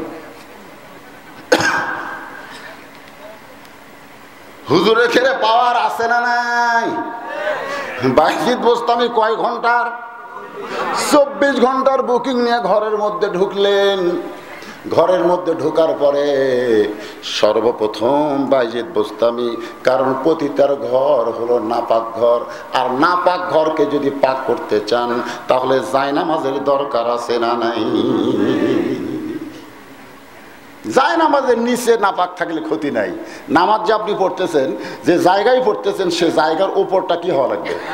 পাক। শরীর পাক না, না, শরীর পাক, কাপড় পাক, নামাজের জায়গা পাক। আমরা অনেক সময় যে মাহফিলে যে চটগুলো দেয়, ডেকোরেটর নিয়ে এসে ভাড়া করে আনে না, চট দেয়, ওটা ওই কাপড় কিন্তু বিয়ের বাড়িতে গেছে, ওই কাপড় কিন্তু বহু জায়গাত গেছে, এমনকি গানের প্যান্ডেলে তো গেছে, যাইকে যায় না, সেটার উপরে আমরা নামাজ পড়ি। আরে এখানে নামাজ পড়লে হবে না, অন্তত যার উপরে নামাজ পড়তেছেন এই জায়গাটা তো পবিত্র হওয়া লাগবে। তো পতিতার ঘর হলো নাপাক ঘর, সেই নাপাক ঘর পবিত্র করার জন্য বাইজিদ বোস্তামি জায়নামাজ বিছাইলেন। আল্লাহ বলেছেন আস্তাইনু, যদি তুমি কিছু পাবার চাও তাহলে তোমাকে কি করতে হবে? বিসসাবরি ওয়াসসালাহ। 1 নম্বর হলো ধৈর্য, আর 2 নম্বর হলো নামাজ। তাহলে ধৈর্যের নামাজ পড়তে হবে। ধৈর্যের নামাজ মানে লাফালাফি না, ধৈর্যের নামাজ হলো নামাজের মতো। 24 ঘন্টা লিছে। কয় ঘন্টা লিছে? খুব খেয়াল করবেন। আমি আর আমার এক মুসল্লি একসাথে জোহরের নামাজ পড়ার জন্য মসজিদে ঢুকলাম। জোহরের পূর্বে 4 রাকাত সুন্নত আছে না নাই? তো আমার 2 রাকাত না হতেই আমার সাথে যে ঢুকলো আর 4 রাকাত শেষ। তো সালাম ফিরত ডাক দিলাম, ডাক দিয়ে বললাম, কেরে ভাই, একই সাথে 2 জন ঢুকে নামাজের নিয়ত করলাম, তা আমার 2 রাকাত হতেই তোর 4 রাকাত কেন শেষ হয়? হুজুর আপনার চর্চা নেই, এই জন্য আপনার দেরি লাগে, কিন্তু আমার চর্চা আছে হুজুর।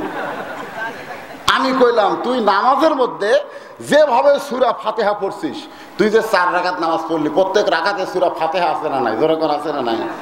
লা সালাতা ইল্লা বি ফাতিহাতিল কিতাব। নামাজ হবে না যদি সূরা ফাতিহা না থাকে। তো তুই যে সূরা ফাতিহা পড়লি, এটা তো পড়া লাগবে কমন, তো কিভাবে পড়লি একটু আমাকে শুনে তো। তাই হুজুর আপনি বুঝবার পারবেন না।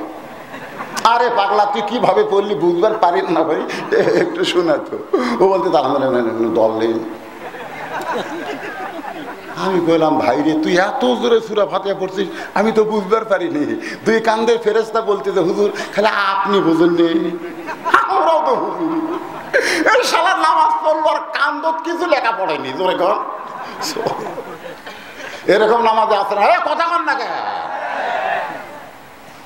যদি আপনি ঠিক মতো সুবহান রাব্বিয়াল আযীম বলতে পারেন রুকুতে 3 বার কমপক্ষে, সুন্দর করে সুবহান রাব্বিয়াল আলা সেজদায় কমপক্ষে 3 বার, আর রুকু থেকে সেজদার মাঝখানে আল্লাহুম্মা গফিরলি ওয়ারহামনি ওয়াহদিনি 3 তাসবিহ পরিমাণ যদি আপনি জিকির করতে পারেন, কবরে যাওয়ার পরে আপনাকে যখন মুনকির নাকির প্রশ্ন করবে, মান রব্বুকা, তোমার রবকে সঙ্গে সঙ্গে নামাজ দাঁড়িয়ে বলবে, রে মুনকির নাকির, কাকে রব সম্পর্কে প্রশ্ন করতেছিস? দৈনিক 5 ওয়াক্ত নামাজ আদায় করেছে, ফরজ 17 রাকাত, দৈনিক 17 রাকাত ফরজ নামাজ আদায় করতে কতবার রব শব্দ উচ্চারণ করছে হিসাব দে। মুনকির নাকির কয়, আমরা তো নামাজ পড়িনি, আমরা হিসাব জানি না। কিন্তু যার কাছে রবের হিসাব চাচ্ছিস, সে রুকুতে বলেছে রব্বিয়াল আযীম, সেজদাতে বলেছে রব্বিয়াল আলা, যখন সূরা ফাতিহা শুরু করেছে আলহামদুলিল্লাহি রাব্বিল আলামিন, এতবার রব রব রব দুনিয়াতে নামাজের মধ্যে যে বলে এসেছে, তাকে আবার নতুন করে রব সম্পর্কে প্রশ্ন করার কারণ কি?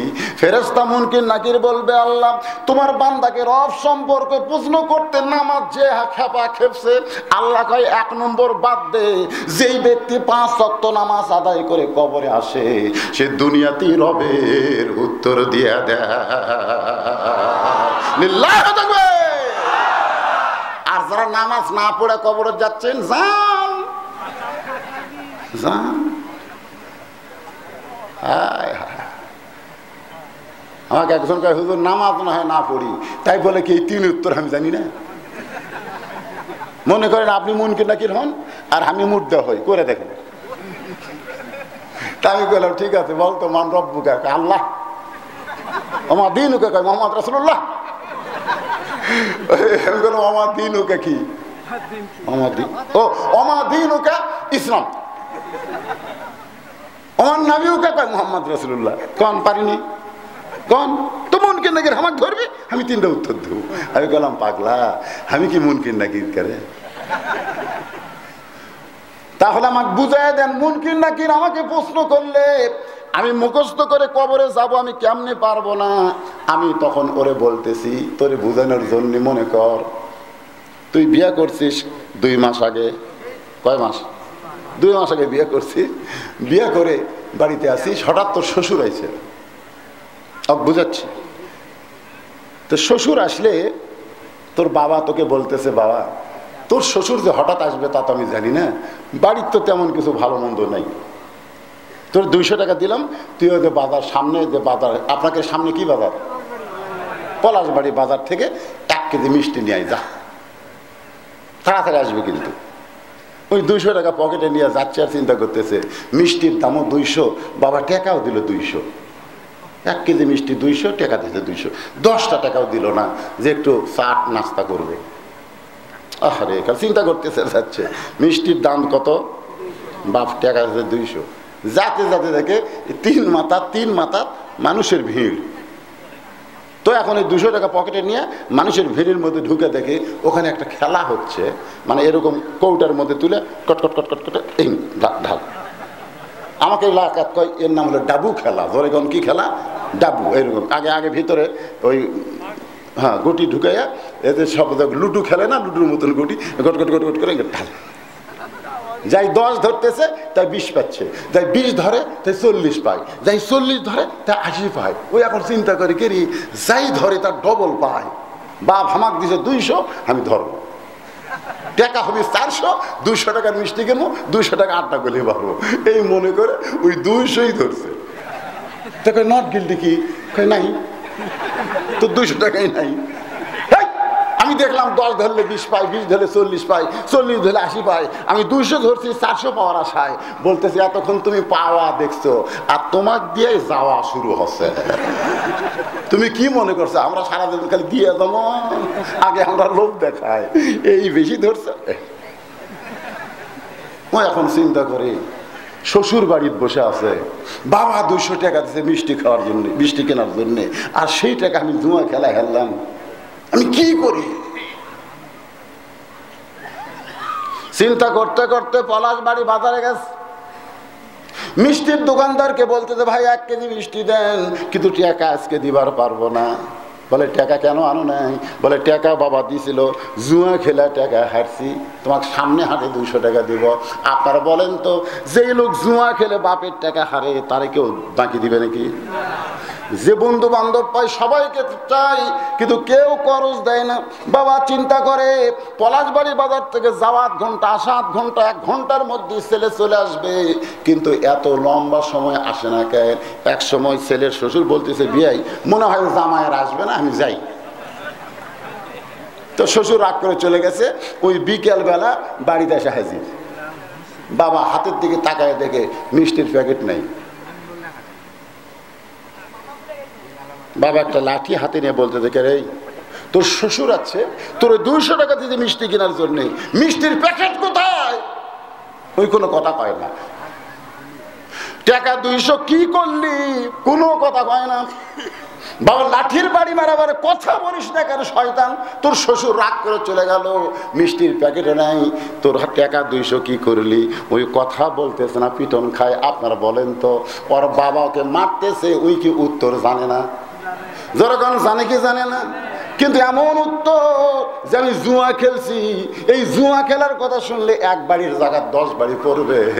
যখন আল্লাহ বলবে, মুনকির নাকির বলবে মান রব্বুকা, তোমার রবকে, বেনামাজি বলবে আল্লাহ, তখন মুনকির নাকির বলবে আল্লাহ যদি তোর রব হয় তাহলে বাংলাদেশে আইন মানছিস কার? রব যদি তোর আল্লাহর হয়, তুই কি আল্লাহর নামাজ পড়ছিস? এরকম পাল্টা প্রশ্ন আছে না নাই? উত্তর জানার পরেও দিবার পারবে না, কারণ দিলেই পিটন আরো বাইরে যাবে। তাই বলবো ভাইজান, আপনাকে উত্তর দেওয়া লাগবে না, আপনি 5 ওয়াক্ত নামাজ নিয়ে কবরে যান, আপনার পক্ষে নামাজ উত্তর দিয়া দিবে।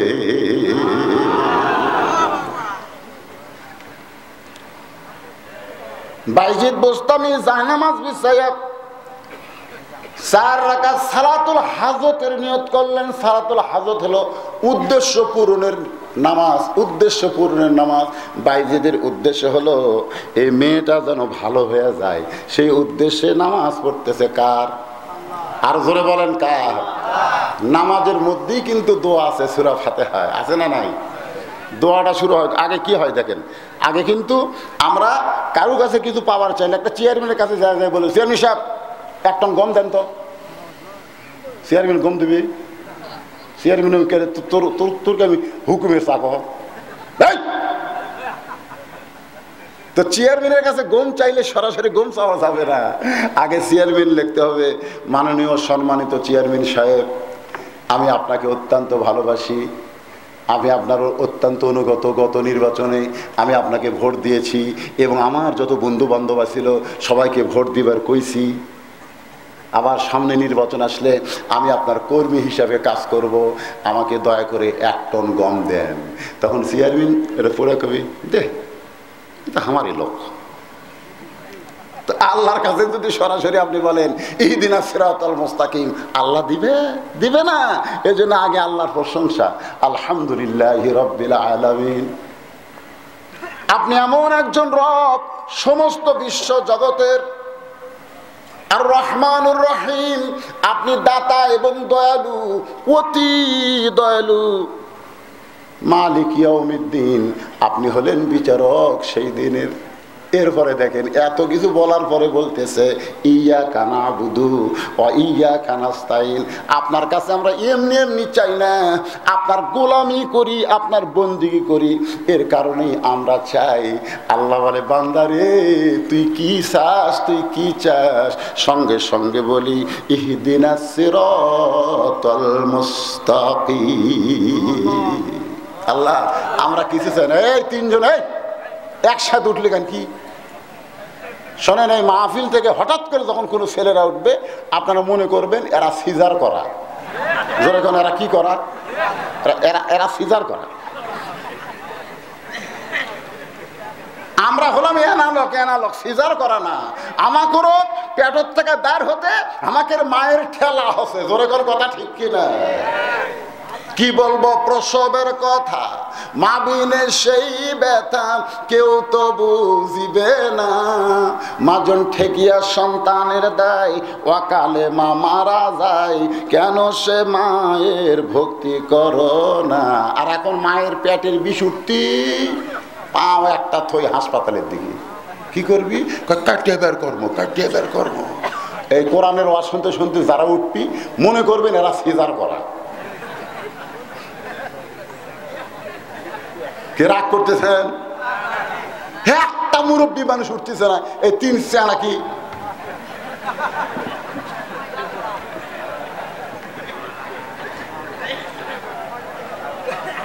কি ভাই মন খারাপ? 11টার সময় তুলে, 11টার সময় তুলে দিচ্ছেন, 11টা। এখন যদি রাত বেশি হয় তো আমার দোষ, দোষ আমার। এখন 12টা পার হয়ে গেছে, যে তারিখের বিজ্ঞাপন তারিখ নাই। 1 তারিখ, নভেম্বরের 1 তারিখ আজকে, এই মুহূর্তে নভেম্বরের 1 তারিখ বিজ্ঞাপন করছেন 31 অক্টোবর আছে। তারিখ পরিবর্তন হয়ে গেছে। আপনাকে শোনাইতেছি, একটু মনোযোগ দিয়ে শোনেন। বর্তমান বিশ্বের প্রেক্ষাপট, সামনে 28 তারিখে নির্বাচন, শোনার দরকার না। আমার ভোট আমি দিব, যাকে খুশি তাকে দিব। এই যে গাড়ির মধ্যে হাত থেকে বাইর করছে, গাড়ি তো চলতেছে সেই নওগাঁ থেকে রাজশাহী, কন্ট্রাক্টরের চোখে পড়ছে, যা বলতেছে কে রে ভাই এই জানলাতে হাত বাইর করিস আবার ঢুকেস, বাইর করিস আর ঢুকেস। তখন বলতেছে আমার হাত আমি রাখবো, যেখানে খুশি সেখানে রাখবো। এগুলা বেঈমানি স্লোগান। যাকে খুশি তাকে না, দেখে শুনে দেওয়া লাগবে। জোরে কর কথা ঠিক কিনা? একটা নির্বাচনের মধ্যে একটু আনন্দ আছে, সেটা হলো ইউনিয়নের নির্বাচন। আর কোনো নির্বাচনের তো আনন্দ নেই, যাওয়ার আগেই কাম হয়ে যায়। বুড়া মানুষ কাছে ভোট দিবেন, লাতিরা বলতেছে কে দাদা আপনি কষ্ট করে আসছেন কেন? আপনারটা তো আমরা দিচ্ছি, আপনি বাড়ির যান দাদা। তো দাদা যখন যাচ্ছে পেছন থেকে লাতিরা ডাকে, দাদা দাদির যান পাঠান না, দাদির দাও। কারে পাগল, তোর দাদি তো মরে গেছে। বর্তমানে মরা গেলেও হচ্ছে দাদা, অসুবিধা নাই। আবার যখন শুরু হবে পাইকারি হারে হচ্ছে। জোরে কর কথা ঠিক কিনা?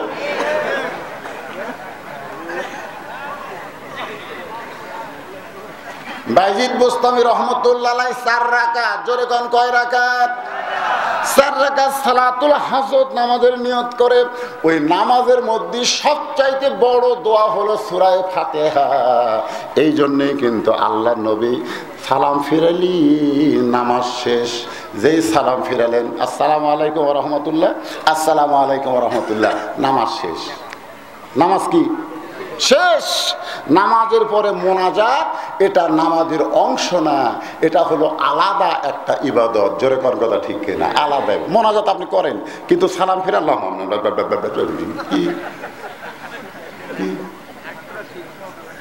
সালাম ফিরানোর সাথে সাথে এই আল্লাহ। এখন আপনি ইমামক ধরেন, ইমাম সাহেব আপনি যে হাত তুললেন আর নামালেন, কি করলেন? কিছু কইছি তারপর হাতের কথা ইন্নাল্লাহ মা সাবিরিন, মুনাজাত করবেন চোখের পানি নিয়ে 8 ঘন্টা মুনাজাত করেন। এমনি মুসল্লির একদিন বলবে হুজুর ও মুনাজাতের দরকার নাই হুজুর, সালাম ফিরাইলি নামাজ শেষ। এখন 2-1টা লোক কয় না মুনাজাত করলো না কেন, মুনাজাত করলো কেন? মুনাজাত কমপক্ষে 8 ঘন্টা করা লাগবে। 1 মিনিটের মুনাজাত আছে। একটা ফকির ভিক্ষা খাবার গেলে দেখেন কি করে ভিক্ষা চায়, ভিক্ষা দাও ভিক্ষা দাও ভিক্ষা দাও ভিক্ষা দাও ভিক্ষা দাও কয়। কোন ফকির যদি বাড়ি কয় ভিক্ষা দাও ভিক্ষা দাও ভিক্ষা দাও ভিক্ষা দাও, বাড়িওয়ালা লাঠি লে বাড়াবি, তুই মিছিল করিস কেন? এই মিছিল করিস কেন? তোর বাপের ভিক্ষা। আর যদি সুন্দরভাবে বলে মা, কারণ ফকিরেরা জানে বাবা কামাই করে, যাই কামাই করে তার কাছে ভিক্ষা চাইলে সহজে দিবি না, যাই কামাই করে না তার কাছে চাওয়া লাগবে। জোরে কোন কথা ঠিক কি না? কারণ কামাই করে কে? বাপ। এজন্য কোনো ফকির দেখেন, কোনো ফকির বলবে না বাবা 4টা ভিক্ষা দেন, বাবা কবি না, কারণ জানে বাবা কোলে পাওয়া যাবে না, কামাইয়ের ঠেলা আছে। জোরে কোন কথা ঠিক কি না? মা, ও মা একটু ভিক্ষা দাও মা। যেই ভিক্ষা দেয় তখন একটু খাবার দাও মা। সুন্দর সুন্দর মা মা ডাক দিয়ে একটা মানুষের দরজা খুলে একটা ফকির ভিক্ষা আদায় করতে পারে। তুমিও তেমন মোনাজাত যদি করতে চাও তাহলে সুন্দরভাবে চোখের পানি নিয়ে দীর্ঘ সময় ধরে মোনাজাত আলাদা একটা ইবাদত হিসাবে তুমি আমল করো। নামাজের মধ্যেই বাইজিদ বোস্তামি মেয়েটার জন্য আল্লাহর কাছে কাঁদতেছে, ইহদিনাস সিরাতাল মুস্তাকিম সিরাতাল্লাযীনা আন'আমতা আলাইহিম, পড়েন গায়রিল মাগদুবি আলাইহিম ওয়ালাদ-দাল্লিন।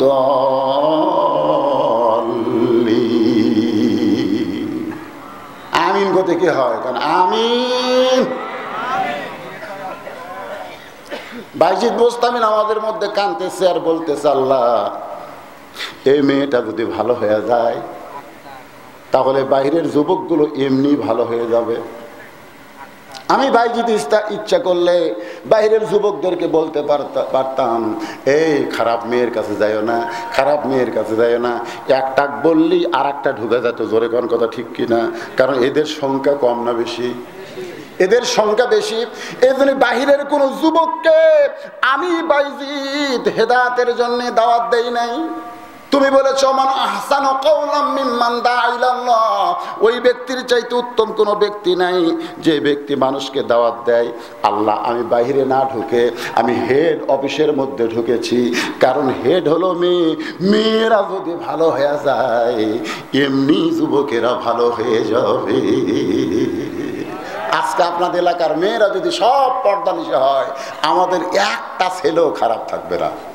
বিশ্বাস করেন, আমি আপনাদেরকে লিখিত দিতে পারবো, মেয়েরা যদি সব পর্দানিশী হয়ে যায়, আপনাদের একটা ছেলেও খারাপ থাকবে না। ডাক্তার কইছে আপনি বয়স হয়ে গেছে, ডায়াবেটিস নিয়ন্ত্রণহীন, একটু দেশি মুরগির ডিম খাবেন। তো দেশি মুরগির ডিম আবার সকালবেলা খুঁজবার দেওয়া লাগে। আমি সকালবেলা না গিয়ে বিকেলবেলা গেছি মুরগির ডিম খুঁজবে। তো এক ছেলে বলতেছে, হুজুর আপনি কি করতেছেন? বলে আমিও খুঁজতেছি বাবা। আমরাও খুঁজছি। একজন বলতেছে, হুজুর আপনি কি খোঁজেন এই বয়সে? আমি বললাম মুরগির ডিম খুঁজতেছি বাবা, এ বাড়ি খুঁজতেছি, এ বাড়ি খুঁজতেছি। তোরা কি খুঁজিস? আপনি জানেন না হুজুর, এই পাড়ার মেয়েরা বেপরদা, তো আমাদের পাড়া থেকে এই পাড়া যাচ্ছি, একটু মিস কল বেড়ে বেপরদা নারী যারা যুবক নষ্ট করে তারা। আমি যে বলবো বেপরদা নারী যারা, আপনারা বলবেন যুবক নষ্ট করে তারা। বেপরদা নারী যারা, বেপরদা নারী যারা শরীর নষ্ট করে তারা। আপনারা বলবেন হুজুর আচ্ছা যুবক নষ্ট করে, শরীর কিভাবে নষ্ট হলো? শরীর নষ্ট হলো বিয়ের আগেই স্বপ্ন দোষ হয়ে আজকে শরীর শেষ। এই কতক্ষণ না কেন? এখানে অনেক যুবক আছে যাদের রাত্রে এরকম হয়ে যায়। আমি তাদেরকে বলবো বাবা, তোমাদের শরীর নষ্ট কিন্তু বেপরদা নারীরাই করতেছে। এই বেপরদা নারীকে তোমরা দেখতেছো, ওইটাই স্বপ্নের ভিতরে তোমাদের শরীর নষ্ট হয়।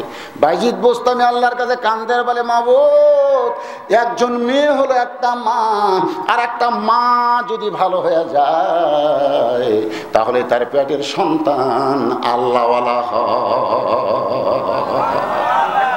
যে মেয়েটার কাছে বাইজিদ ঢুকছে নামাজের ভিতরে বলতেছে এই মেয়েটা কিন্তু একজন মায়ের জাত। জোরে কোন কিসের জাত?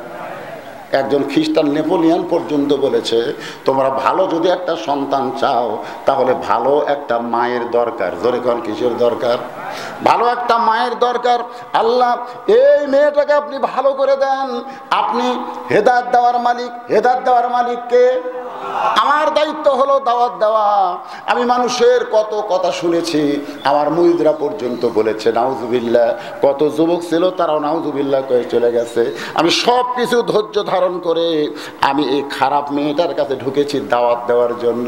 আমি হলাম দাওয়াত দেনেওয়ালা, আর আপনি হলেন হেদায়েত দেনেওয়ালা। সুবহানাল্লাহ। আমরা কি দাওয়াতের নিয়ম নাই? বলতে চলো মসজিদে যাই, চলো মসজিদে যাই। ওই এখন রাগ করে তুই নামাজ পড়েও যা। আমি না পড়েও তাই। তুই কি আমার তা ভালো হয়েছ? দেখবেন চিন্তা করে ক্যারিয়ারে যে দিনই দাওয়াত দেয় ই তো নামাজ পড়েই না, খালি আমার গরম দেখায়। তো কোরআন শরীফ পড়তেছে আর কাঁদতেছে, আল্লাহ আমি দাওয়াত দেই কিন্তু দাওয়াত তো কেউ গ্রহণ করে না। আমি নামাজের কথা বলি, ওই কয় তুই নামাজ পড়াও তা না পড়াও তাই। হঠাৎ পড়তে পড়তে একটা আয়াত আইছে, উদউ ইলা সাবিলি রাব্বিকা বিল হিকমা মাউইযাতিল লিল হাসানাহ। খালি দাওয়াত দিলে হবে না রে, হিকমতের সাথে কাম করা লাগবে। তো হিকমত কি? আল্লাহর সিনার মধ্যে হিকমত ঢেলে দিয়েছে। ওই দেখে পলাশবাড়ি বাজারে ওই বেনামাজি ঘুরতেছে। কি ঘুরতেছে? বেনামাজি। ওই 3টার সময় হাত ধরে বলতেছে চলো যাই। বেনামাজি বলতেছে এখন তো কোনো নামাজের সময় হয়নি। কোথায়? কারণ আসরের নামাজ 4টায়, জোহরের নামাজ 1:30টায়। তুই 3টার সময় আমার হাত ধরে বলতেছিস চলো যাই। কোথায়?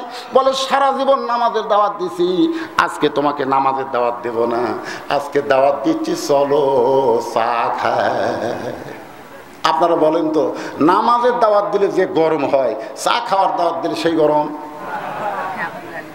তো চা খাওয়ার নিয়ে যে বলতে ভাই পেঁয়াজি দাও, জিলাপি দাও, নিমকি দাও। বলে এত কেন ভাই? খান ভাই, আপনি আমার ভাই না। আজকে প্রাণ ভরে আপনাকে খাওয়াবো। খাওয়াতে খাওয়াতে যে 40 টাকা খাওয়ানো হয়েছে, ইতিমধ্যে আসরের নামাজের আযান দিছে। কোন নামাজের আযান দিছে? আসরের নামাজের আযান দিছে। তখন বলছে যে ভাই আমি নিয়ত করেছিলাম আজকে আপনাকে 50 টাকা খাওয়াবো, কিন্তু আল্লাহ আমার নিয়ত পুরো করলো না। 40 খিলাতেই আযান দিল। তা আপনি খালি এখানে বসে থাকেন 10 মিনিট। কয় মিনিট? 10 মিনিট আপনি চেয়ার ছাড়েন না, একটু বসে থাকেন, আমি খালি আসরের নামাজ পড়ে আবার আসে আবার 10 টাকা আপনার খাওয়াবো। এই কথা বলে যেই নামাজি দাবার চাই, বেনামাজি খপ করে হাত ধরছে। বলে ভাই হাত ধরলেন কেন? বলে আরে মিয়া তুমি একলা নামাজে যাবে, আমাকে বলবো না? তো বলতেছে এর আগে তো বহুদিন বলছি, এর আগে বহুদিন বলছো, খালি খালি খালি খালি বলছো মিয়া, শুনতে কানের মধ্যে বিষের মতন লাগছে। আজকে 40 টাকা হামাক খাওয়াছো, আমার একটা বিবেক নাই? তুমি একলাই যাবা, তার মানে আমিও যাবো। তখন মনে মনে কয় আল্লাহ খালি খালি তো কাম হয় না, একদিন খালি খালি দাওয়াত দিছি, আজকে 40 খিলেছি, কাম মনে হয় হচ্ছে। হাত ধরে মসজিদের কাছে যায়, বলতে তো ভাই এতদিন নামাজের কথা বলতি, তুমি যে গরম হছো, আজকে মনে হয় আরো কিছু কোয়া লাগবে। 1 টাকা না 1000 টাকা কি কবা? বলে ওযু করা লাগবে। ওযু করার পরে বলতে যে ভাইজান আল্লাহর ঘরের মধ্যে ঢুকতে গেলে ডান পায়ে ঢোকা লাগবে, ডান পায়ে ঢুকছে। এবার বলতে যে ভাইজান একটা দোয়া পড়া লাগবে, আল্লাহুম্মা আফতাহ লি আবওয়াব রাহমাতি। এই দোয়াটা পড়ে যেই বেনামাজি বারান্দায় সঙ্গে সঙ্গে নামাজের সামনে কাতারে গিয়া আল্লাহর কাছে বলতেছে, আল্লাহ আমার দায়িত্ব ছিল বেনামাজিকে দাওয়াত দিয়া তোমার ঘর পর্যন্ত পৌঁছায় দেওয়া। আমি যেভাবেই হোক তোমার বেনামাজি বান্দাকে ওযু করে ডান পা দিয়া দোয়া পড়াইয়া তোমার ঘরের মধ্যে ঢুকে দিছি। আমার দায়িত্ব শেষ, এখন তোমার দায়িত্ব শুরু। তুমি হেদায়েত দিবা কি দিবা না সেইটা তোমার ব্যাপার, কিন্তু আমাকে ধরবার পারবা না। আমাকে কিন্তু আর ধরবার পারতেছে না, কারণ আমার কাম শেষ। আমি দাওয়াত দিয়া যেভাবেই হোক তোমার ভালো ঘরের মধ্যে ঢুকে দিছি। ফালিয়াবুদু রাব্বা হাযাল বাইত আল্লাযী আতামাহুম মিন জু'ইন ওয়া আমানাহুম মিন খাউফ। ও তো আল্লাহর কাছে চোখের বাড়ি বের করে কাঁদছে। আসরের নামাজের শেষ, নামাজ যেই শেষ হয়েছে তখন বলতেছে চ ভাই 10 টাকা খাওয়া লাগবে চ। ওই আর মসজিদ থেকে বের হয় না, বলে চ ভাই তুই কি 10 টাকা খাবি না?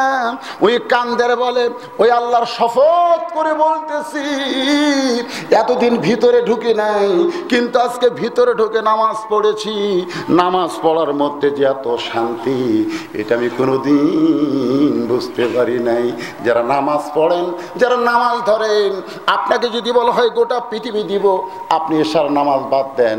আপনাকে কেউ যদি বলে 1 কোটি টাকা দিব, আপনি ফজরের নামাজ বাদ দেন, আপনি তখন বলবেন আমি গোটা দুনিয়া ছাড়তে পারবো, কিন্তু 1 ওয়াক্ত নামাজ আমি ছাড়তে পারবো না। কারণ নামাজ দুনিয়ার এর ক্ষেত্রে গল্প ফুরাচ্ছেই না, এর খালি তো গল্প একেবারে কি হচ্ছে রে।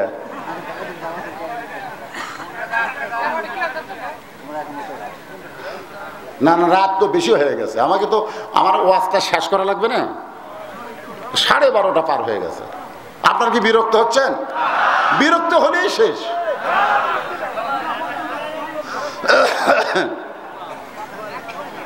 কেরে বাজান এই করোনা শেষ রে, এখন আর মাস্ক তোলেনি বা মুখের চেহারা না দেখলে কেমনে হবে? কি করোনা এখন শূন্যের কোঠায়। আল্লাহ তাআলা শুধু বাংলাদেশ নয়, আমরা দোয়া করব গোটা পৃথিবী থেকে করোনা নামক গজব যেন আল্লাহ দূর করে দেয়। জোরে করে আল্লাহুম্মা আমিন। আপনারা বলেন তো করোনা বাড়ছিল কেন? জানেন হঠাৎ কিন্তু মাঝখানে করোনা বাড়ছিল না? এর আগে করোনা কম ছিল, কিন্তু আবার মাঝখানে করোনা কেন বেড়ে গেল? এর আগে করোনা কম ছিল কারণ এরকম মসজিদ মাদ্রাসা সরকার খুলে দিয়েছিল। হঠাৎ কি একটা কারণে মসজিদ মাদ্রাসা আবার বন্ধ করার পায় তারা করলো, আল্লাহ করোনা বেড়ে দিল। প্রধানমন্ত্রীকে সালেমরা বলল, প্রধানমন্ত্রী সাহেব করোনা থেকে যদি বাঁচতে চান তাহলে মাদ্রাসা মসজিদ খুলে দেন, করোনা বাংলাদেশ থেকে দূর হয়ে যাবে। জোরে কন্যা সুবহানাল্লাহ। কারণ মাদ্রাসার মসজিদ হলো আল্লাহর ঘর, মাদ্রাসা হলো নবীর ঘর। এই দুইটা ঘর বন্ধ করলে গজব দিয়া গোটা পৃথিবী পরিপূর্ণ হয়ে যাবে। আল্লাহর বান্দারা একটু মনোযোগ দিয়ে কথাগুলো শোনেন যা বলতেছি। বাইদি দোস্তামি 4 রাকাত নামাজ শেষ। জোরে কোন কয় রাকাত? 4 রাকাত নামাজ শেষ। নামাজ শেষ করে দেখে মেয়েটা খালি সাজতেইছে। মেয়েটা কি করতেছে? সাজিচ্ছেই। বাইজিৎ কয় কে রে, নামাজের মধ্যে এত কান্দা দোয়া করলাম, কাম তো হলো না, নামাজ দিয়ে তো কাম হলো না। টঙ্গীর ইজতেমায় 1 কোটি মুসলমানের জামাত হয়, চরমনাইয়ের মাহফিলে 1 কোটি মুসলমানের জামাত হয়, প্রত্যেকটা মসজিদে মসজিদে নামাজ হয়, তারপরেও বাংলাদেশের অপরাধ কমতিছে না। বাইজিদ বোস্তামি দেখলেন এর নামাজ দিয়ে এই খারাপ মেয়ে ভালো করা যাবে না, এই খারাপ মেয়েটাকে ভালো করতে গেলে আল্লাহর কোরআন ছাড়া উপায় নাই। লিল্লাহে তাকবীর। আপনারা কি মনে করতেছেন আমাদের বাংলাদেশকে যদি ভালো করতে চাই তাহলে নামাজ দিয়ে, রোজা দিয়ে, জিকির দিয়ে, এইরকম রবিউল আউয়াল মাসের দরুদ দিয়ে কোনোদিন বাংলাদেশকে ভালো করা যাবে না। এই বাংলাদেশকে ভালো করতে গেলে একমাত্র অস্ত্রের নাম হলো আল্লাহর কোরআন। সবাই বিশ্বাস মনে হয় করতেছেন না? করতেছেন? করবেন কেমনে? হ্যাঁ ঠিক আছে ভাইজান, শোনেন, এই বাংলাদেশে আগে প্রত্যেকটা ঘর থেকে মেয়ে মানুষেরা কোরআন পড়তো। জোরে কোন কথা ঠিক কিনা? হ্যাঁ, আগে কিন্তু মায়েরা দাদিরা কোরআন শরীফ পড়া শেখাইতো, যে বিয়ের সময় কোনো কিছু জিজ্ঞাসা না করলেও ছেলে পক্ষের চাচা হোক বাবা হোক জিজ্ঞাসা করবে, মা তুমি কি নামাজ পড়ো? তখন মেয়েটা বলে আমি নামাজ পড়ি। তুমি কি কোরআন পড়তে পারো? তো মেয়েরা বলে আমি কোরআন পড়তে পারি। তাহলে কোরআন যদি পড়তে পারো সূরা ইখলাস একটু শোনাও তো মা। মেয়েটা সুন্দর করে সূরা ইখলাস শোনাইলো। এই জন্য আমার এলাকার প্রত্যেকটা মেয়েরা কোরআন শরীফ পড়া পারে, কারণ অন্তত বিয়ের সময় যেন ধরা না খায়। কিন্তু একটা ছেলেকেও কোনোদিন মেয়ের বাপ যায় জিজ্ঞাসা করলো না, বাবা তুমি যে আমার মেয়েকে বিয়ে করবে তুমি কি কোরআন পড়া জানো? একটা ছেলেকেও জিজ্ঞাসা করে না, একটা ছেলেকেও জিজ্ঞাসা করে না তুমি কি আয়াতুল কুরসি জানো? কারণ প্রত্যেকটা মেয়ের বাবারা দুর্বল হয়ে গেছে, খালি বিয়ে হলি হয়। আমি মেয়েদের বাপের পায়ে হাত দিয়ে বলতেছি, যাত্রার সাথে বিয়ে দিয়েন না। যাত্রার সাথে বিয়ে দিলে আপনার মেয়ের জাহান্নাম হবে। ধরে কোন কথা ঠিক কিনা? আপনার মেয়ের বাবারা নিয়ত করবেন, কোনো বেনামাজির সাথে আমার মেয়েকে বিয়ে দিব না, কোনো বেনামাজি ছেলের সাথে আমার মেয়েকে বিয়ে দিব না। আপনি নিয়ত করেন যে ছেলের মুখে দাড়ি নেই, ওই দাড়ি চাঁচা ওই হিজড়ার সাথে আমি মেয়েকে বিয়ে দেব না। আসতে দেখেন এক বউ স্বামী কেবল সকালবেলা দাড়ি মোছ কামায় বাড়ি যাচ্ছে, বউ ডাকতেছে আসো তো আসো। স্বামী কয় কি কও গো? বলে আসো দুইজন একটু একটা জিনিস দেখবো একসাথে। তো স্বামী স্ত্রী দুইজন একসাথে ড্রেসিং টেবিলের সামনে খাড়া হয়েছে। তো এখন বউ বলতেছে দেখো তো তোমার মুখ আর আমার মুখ কি দেখা যায়? তো স্বামী বলতেছে একই দেখা যায়। বউ বলতেছে আমার যদি দাড়ি হতো, যদি আমার মোছ হতো। স্বামী রাগ করে পাগলি, মেয়ে মানুষের কোনোদিন দাড়ি মোছ হয়?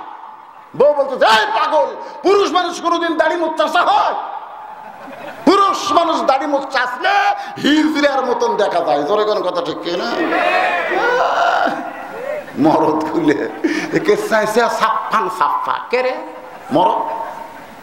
ছোটবেলায় তোমার দাড়ি মোছ লাগবে না দেখে আল্লাহ দেয়নি। আমার এলাকার 55 বছর একজন পুরুষ মানুষের দাড়ি মোছ নাই, আল্লাহ দেয়নি। এখন যেটি যায় সবাই কয় নাবালক। এই দেখো নাবালক আসতেছে, ওই আমাকে কয় হুজুর আল্লাহকে একটু কম হুজুর, আল্লাহ তো আমার দাড়ি মোছ দেয় হুজুর। দেখ তুই দাড়ি মোছ নাই দেখে বুঝতেছিস, আর যারকে দাড়ি মোছ আছে ওরা কামিয়ে তোর মতন নাবালক হয় রে। কি মন খারাপ করতেছেন? আজকে যদি এই আলোচনা শোনার পরে একটা যুবক দাড়ি রাখতে পারে, আল্লাহ হয়তো বলবে মাওলানা ওই যুবকের সুন্নত রাখার ওসিলায় তোরে মাফ করে দিলাম।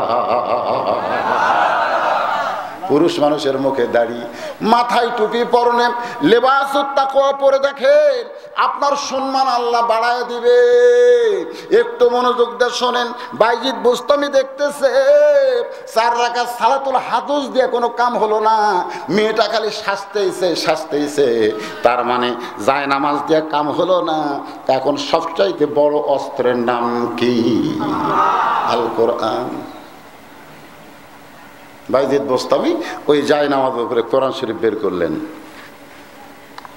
কোরআন শরীফ বের করে তেলাওয়াত করলেন, আর রহমান আল্লামাল কোরআন খলাকাল ইনসান আল্লামাহুল বায়ান। আল্লাহু আকবার। সূরা রহমান বাইজিদ বুস্তামি মেয়েটার ঘরের মধ্যে তেলাওয়াত করতেছে, সঙ্গে সঙ্গে মেয়েটা ওই কোরআনের শব্দ কানের মধ্যে ঢোকার সঙ্গে সঙ্গে ইজা যুকিরাল্লাহু ওয়াজিলাত কুলুবুহুম ওয়া ইজা তুলিয়াত আলাইহিম আয়াতুহু যাদাতুহুম ঈমানা ওয়া আলা রাব্বিহিম ইয়াতাওয়াক্কালুন। কোরআনের সুর ওই খারাপ মেয়েটার কানে গেছে। এতদিন তার কানে কোরআনের সুর কেউ ঢুকাতে পারে নাই, কিন্তু কোরআনের সুর যখন কানের মধ্যে যায় সঙ্গে সঙ্গে মেয়েটা মাথায় ঘোমটা দেয়। সুবহানাল্লাহ। যে মেয়েটা তখন সাজতেছে, কারণ বুড়া মানুষ 24 ঘন্টার বুকিং লিছে, 24 ঘন্টা বুকিং লিছে, কিছু করবার না পারলেও অন্তত সাজিয়া গুজা তার সামনে দাঁড়ান দরকার। কিন্তু না, এই মুরব্বী একটা বারো মেয়েটার দিকে তাকায় না। যখন কোরআন পড়তেছে মেয়েটা মাথায় ঘোমটা দিয়া বাইজিদ বুস্তামির পিছনে বসে পড়ে বলতেছে, হুজুর আপনি কে গো? এই খারাপ মেয়েটার ঘরে ঢুকে নামাজ আদায় করলেন, এই পতিতার ঘরে ঢুকে আল্লাহর কোরআন তেলাওয়াত করতেছেন। হুজুর আপনি জানেন আমার নানি এই কাম করছে, আমার মা এই পতিতা বৃত্তি করেছে, আমি পতিতার ঘর থেকে একজন পতিতা নারী, নষ্ট নষ্ট নষ্ট। এইরকম একটা খারাপ মেয়েকে আমার আল্লাহ কি কোনোদিন মাফ করে দিবে? আমার আল্লাহ কি কোনোদিন মাফ করে দিবে? বাইজিদ বলতেছেন, মা আল্লাহ পাপকে ঘৃণা করে, কিন্তু পাপীকে কোনোদিন ঘৃণা করে না। লিল্লাহে তাকবীর। কি সুর! যে সুর কানের মধ্যে গিয়ে একটা পতিতা নারী মাথায় ঘোমটা দিয়ে আল্লাহর ওলির পিছনে এসে বসে গেছে। আপনারা কি মনে করেন সেই পতিতার চাইতেও কি বাংলাদেশ বেশি খারাপ হয়েছে নাকি? বেশি খারাপ হয় নাই। এই কোরআনের সুরে, এই কোরআনের আমলে, এই কোরআনের গ্রহণে বাংলাদেশ সুন্দর হয়ে যাবে। আল্লাহর সেই কোরআনের মাদ্রাসা এখানে গড়াইছে। জোরে কোন কথা ঠিক কিনা? আমি কোনো আদায় করব না, কারণ আদায়ের সব কাম শেষ হয়ে গেছে। আমি শুধু এই মাদ্রাসার উন্নয়নের জন্যে আপনাদের 50 জন কোরআন পাগল মানুষ, এখানে কতজন কোরআন পাগল আল্লাহকে একটু হাত দেখান, আল্লাহকে হাত দেখান যারা কোরআন পাগল, কোরআনকে ভালোবাসেন, দরকার হলে কোরআনের জন্য জীবন দিবেন, এরকম কতজন আল্লাহর বান্দা আছে? আল্লাহকে একটু হাত টান টান করে দেখান তো দেখি। লিল্লাহে তাকবীর। হাত নামান, হাত নামান। তুমি যদি তওবা করতে পারো, তুমি যদি তওবা করতে পারো আর জীবনে এই কাম করবা না, তাহলে আল্লাহ পাক তোমার অতীতের সব পাপ মাফ করে দিবে। সঙ্গে সঙ্গে মেয়েটা তওবা পড়তেছে, আস্তাগফিরুল্লাহ পড়েন, আস্তাগফিরুল্লাহ লা হাওলা ওয়ালা কুওয়াতা ইল্লা বিল্লাহিল আলিয়্যিল আযীম। মেয়েটা তওবা পড়ে মাথায় ঘোমটা দিয়া বাইজিদ বুস্তামির 240 দিরহাম, 24 ঘন্টা কত?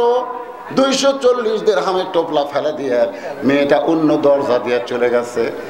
আর গোটা এলাকার লোকেরা যে দরজা দিয়ে বাইজিদ ঢুকেছে ওই দরজা মিছিল করতেছে, হুজুর হইয়া তুমি পতিতার ঘরের মধ্যে ঢুকছে, তুমি কত বড় হুজুর, খালি বার হও তোমাকে সাইজ করা হবে, তুমি খালি দরজা খোলো তোমাকে সাইজ করা হবে। আল্লাহর বান্দার একটু মনোযোগ দিয়ে শোনেন, শত শত মানুষ দরজায় জড়ো হয়ে গেছে বাইজিদ বোস্তামিকে অপমান করার জন্যে, কিন্তু বাইজিদ বোস্তামি দরজা খুলেছে, ওরা দৌড়ে ঘরের মধ্যে দেখে পতিতা নাই, ওই খারাপ মেয়েটা নাই। খারাপ মেয়েটা কোথায় গেল? বাইজিদ বোস্তামি বলেন, তোমরা ঘরের মধ্যে ঢুকে কি দেখতে পাও? বলে, ঘরের মধ্যে ঢুকে দেখে যায় নামাজ, আল্লাহর কোরআন শরীফ দেখতে পাই। বাইজিদ বললেন, শোনো, পতিতা শুধু নয়, পৃথিবীর যেখানে খারাপ কিছু থাকবে, সে খারাপ যদি দূর করতে চাও তাহলে যায় নামাজ আর কোরআন তোমাদের সঙ্গে রাখো, আল্লাহ তাআলা কোরআনের পাওয়ারে সব অন্ধকারকে দূর করে দিবে। বাইজিদ বোস্তামি চলে গেলেন। কিছুদিন পর স্বপ্নে আল্লাহ পাক তারে দেখাইতেছে, বাইজিদ, ইয়া আইয়ুহাল্লাযীনা আমানুস্তাঈনু বিস-সাবরি ওয়াস-সালাহ ইন্নাল্লাহা মা'আস সাবিরিন। শত মানুষের কথা না শুনে ধৈর্য ধারণ করে ওই খারাপ মেয়েটার ঘরে তুমি যে কোরআনের দাওয়াত দিলা, তুমি কি জানো মেয়েটার খবর কি? আমি আল্লাহ তাআলা ওই পতিতা মেয়েটাকে ফাতেমার মতো কবুল করেছি।